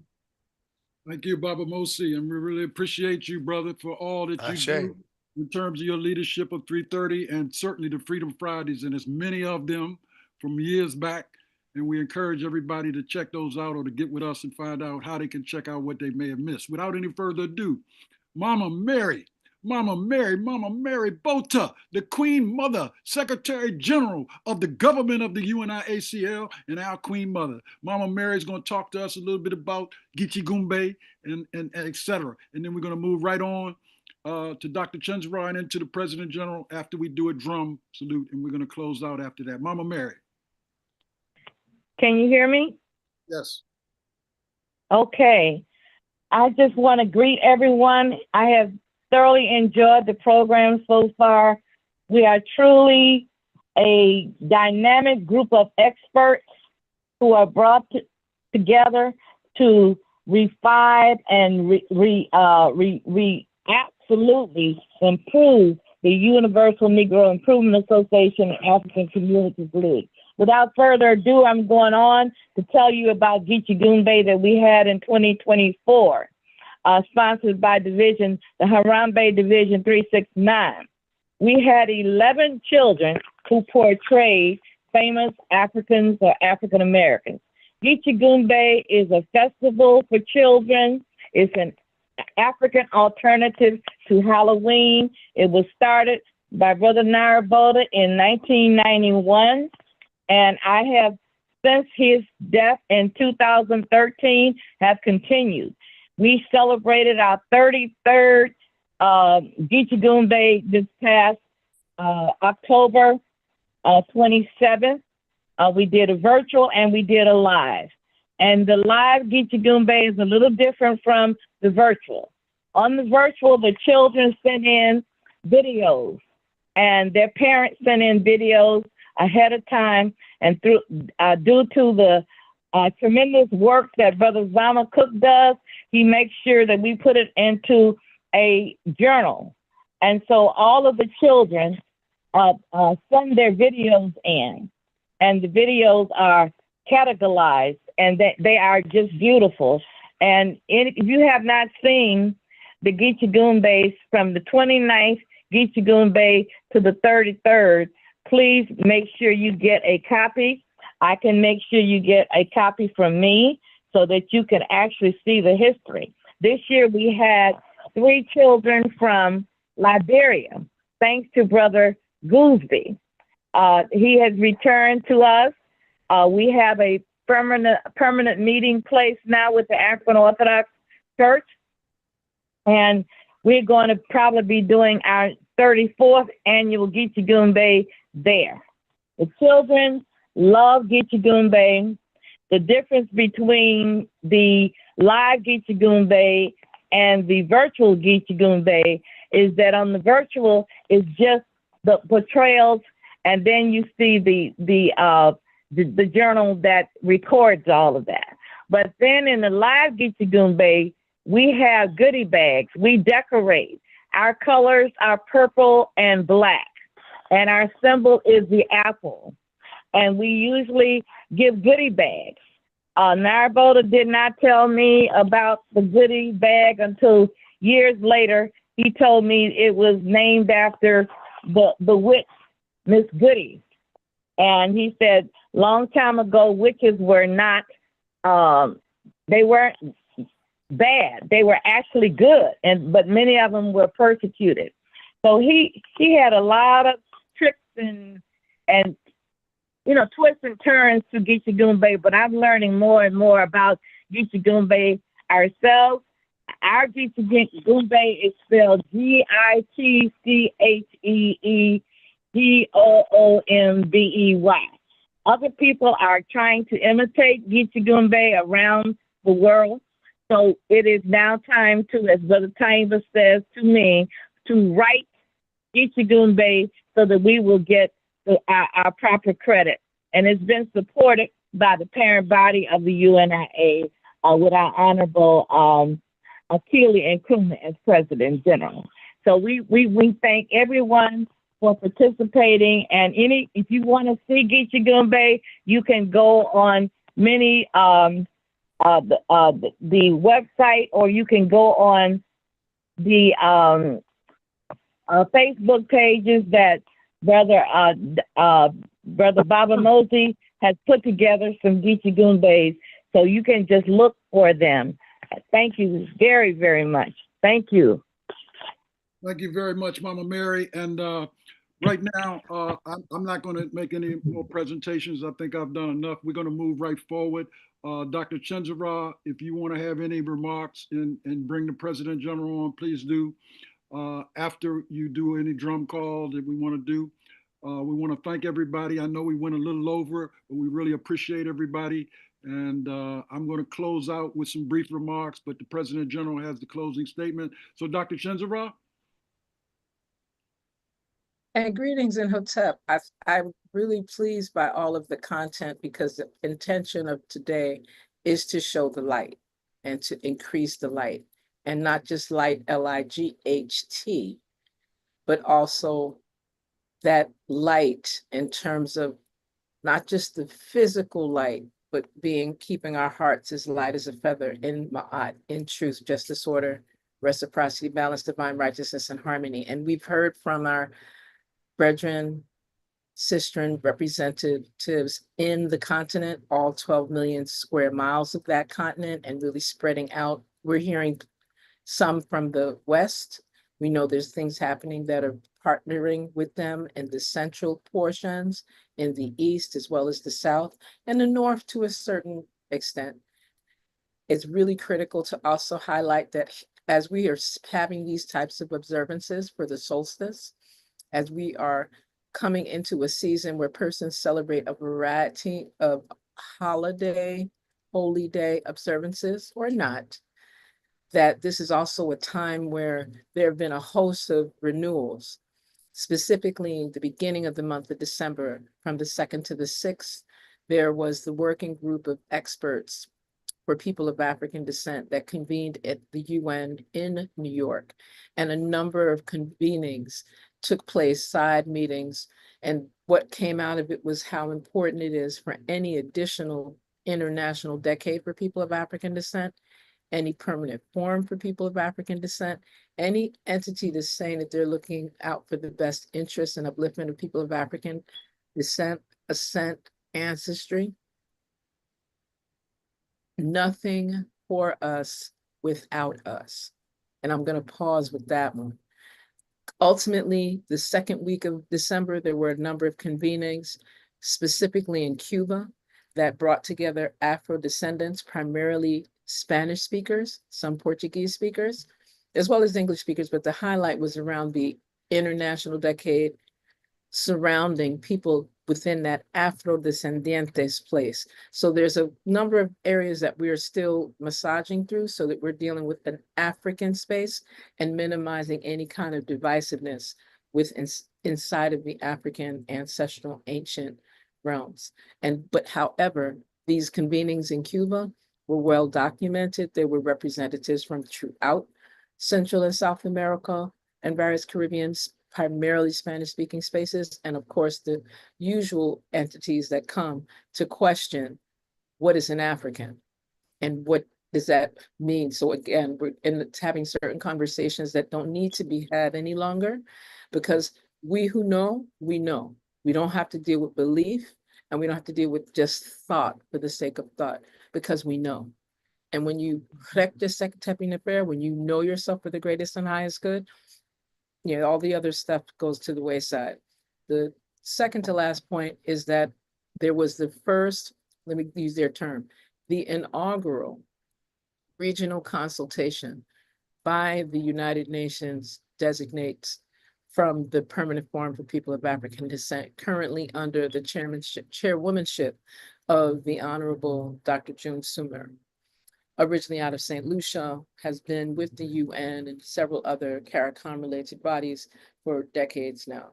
And we're looking, and that was hosted in Barbados just a few days ago, the closing of their convening. And it's important for us to just be aware that in the midst of all of these conversations, this happened on the eve of, well, actually, yeah, right on the eve of a park, the new Marcus Garvey Park inside of Barbados, in a space where Garvey traversed in his living space in Barbados at the time when the Honorable Israel Lavelle was the president it is very interesting, in the early 1900s, and it's on his tombstone to this day, that he was the inaugural president of the UNIAACL in Barbados. So in that same vein, there's been a conversation and consistent engagements of having Garvey's legacy rise up throughout the Caribbean, throughout Central and South America,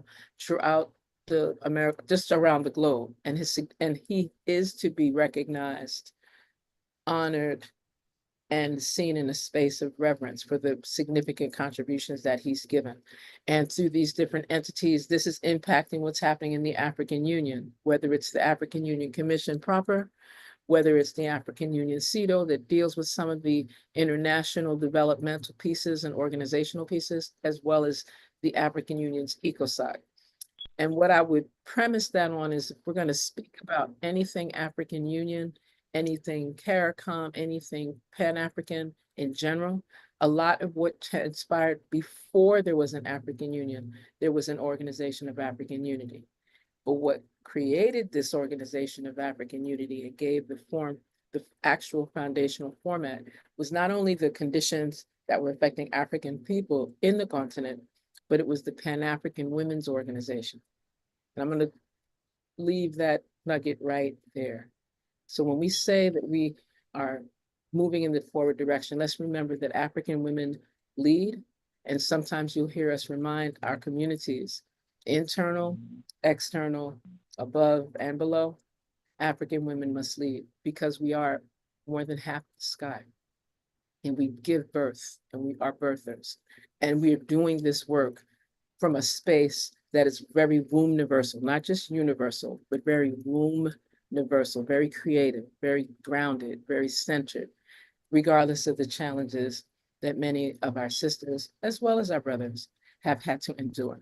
So with that, I will say that I am grateful, serving in the capacity as the second Assistant President General of the UNIAACLRC2020. And it's an honor and a privilege to be able to open up and let us welcome most respectfully our President General, Honorable Baba Akili Malik and Nkrumah. I say, praise the red, the black, and the green. African people are being free. Red is for the blood that we shed. Black is for the race that's us. Green is for the land, so the black race can take its rightful place. I say, praise the red, the black, and the green. Listen. Yes. There's been many things that have been spoken today. Many things you've touched on. You've heard much of the work that we've done. But I want us to go back to the beginning where we talk about the winter solstice and talk about time. Because before you wore a watch, people of African descent dealt with time. Before you counted months, people of African descent measured space and time, which is why we are moving now to collect and put that space and time back into ourselves, back into who we are, so that we can take the work that we do and raise the nation that we must, to reflect on the ancestors whose history we have not forgot, but the world does not want to remember. 7,000 years before AD ever started, people of African descent was leading in the world, teaching the world, coming together as a people, bonding us. And must I say that the Honorable Marcus Messiah Garvey in that 20th century embodied that spirit of those African ancestors, not him alone. For without Amy Jacques Garvey, Amy Ashwood Garvey, we would not have Garvey. I know you say, what do you mean? See, we would not have Garvey Jr. We would not have Julius Garvey. We would not have had Marcus Garvey if not for the African woman that bore him into place. You see, that's where we begin. But now we have to continue. We have to raise the bar. I want you to understand that the Universal Negro Improvement Association African Communities League's Rehabilitating Committee was established to rehabilitate the race and the organization in and of itself. Although young by way of years, we are old by way of time. Many of us have put 50, 60 years in this movement, taught by those who were taught by the Honorable Marcus Messiah Garvey himself. You cannot pass the course of African philosophy without teachings that were taught by the master. So you can read the book, but it don't make you a doctor. Right. You can read a book, don't make you a lawyer. You can read the book, won't make you a serious Garvey or an African nationalist. Won't do it. It takes teaching and practice and moving people forward. We have amongst us scholars. We have amongst us technicians, engineers. We are moving forward, but understand this is the time when we reflect on time itself. We reflect on who we are, understanding that the values of the Ingus or Saba, although in Swahili, are values of African people all over the world. We all have to practice unity. Brother Shakawa took Ujamaa and gave you a different definition to say it stands for family. But all of the principles stand for family. The family, however, is universal. It's not your bloodline. It's your race line. That's the family. So as we close, or as I close, and I know the coming remarks from my first assistant president general, I know it's coming. I just want to make sure we have in place the mere fact that the UNIAACLRC2020 is only going forward. It's only going forward. We're going to take technology, wrap it with Brother Shakara, wrap it with Chief Ode, rock it with Kamunga Brotherhood.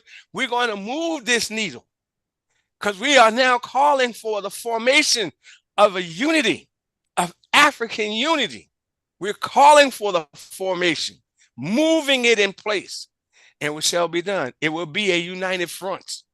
We may not all stand in the same place at the same time on the same venue, but we will be a united front.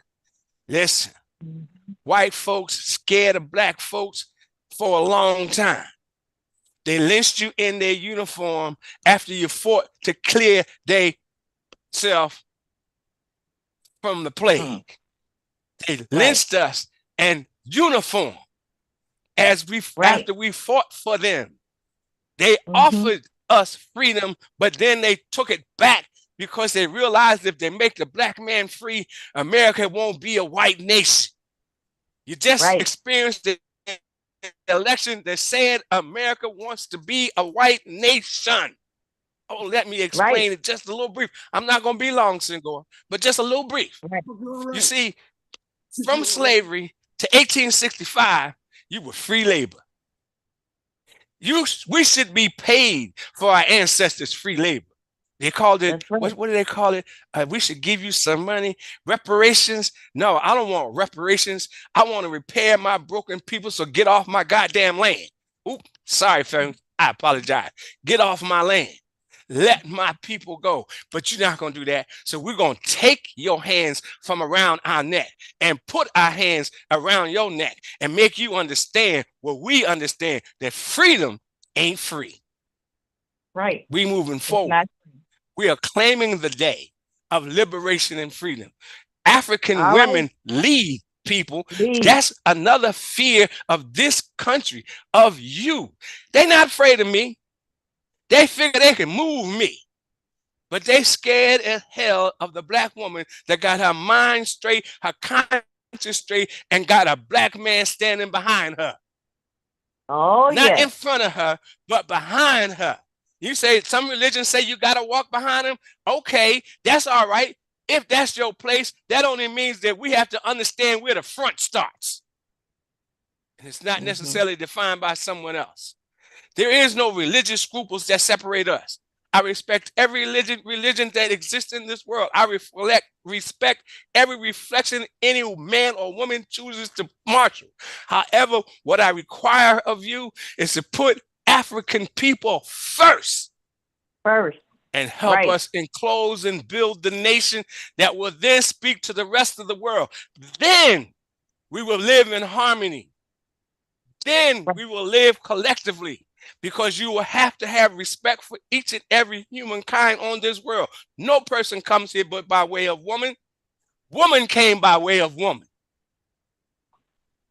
Understand. The Universal Negro Improvement Association African Communities League Rehabilitative Committee is committed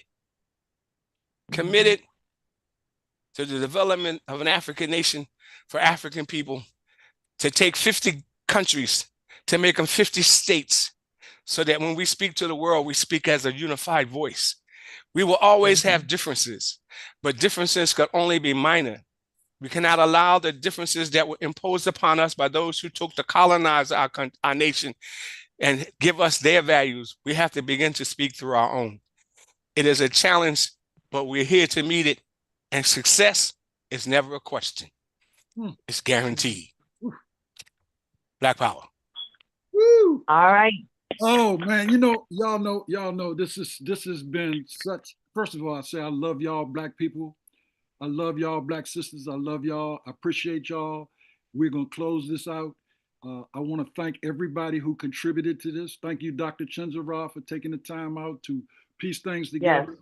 I want to thank you, Brother Jama, for all that you did to get information to us. Brother Jabari, I want to thank Chief Foday, thank Shaka Ra, thank Baba Mosi, thank Mama Mary, thank you to Shaka, thank everybody that I didn't call. I want to thank y'all. But overstand, this is the end of this past year. Now we go new. Let's renew ourselves. Let's rejuvenate, revive, and revert back to our true Africanity. One God. Yes. One aim. One God. And One destiny. aim. One destiny. And one Africa. One Africa. One Africa. Yes. Race first. Race first. Race first, everyone. Race first. Y'all have a prosperous Kwanzaa and particularly a continued winter solstice. Yes. See you on Kwanzaa Near Night. We will try to stream it. Okay.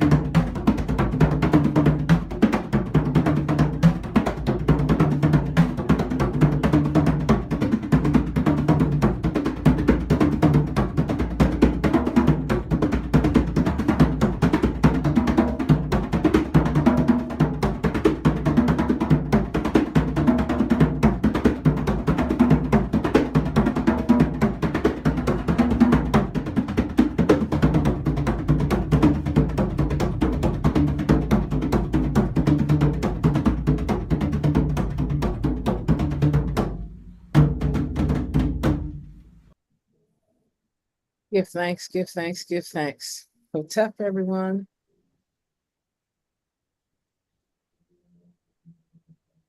Hotep, Hotep.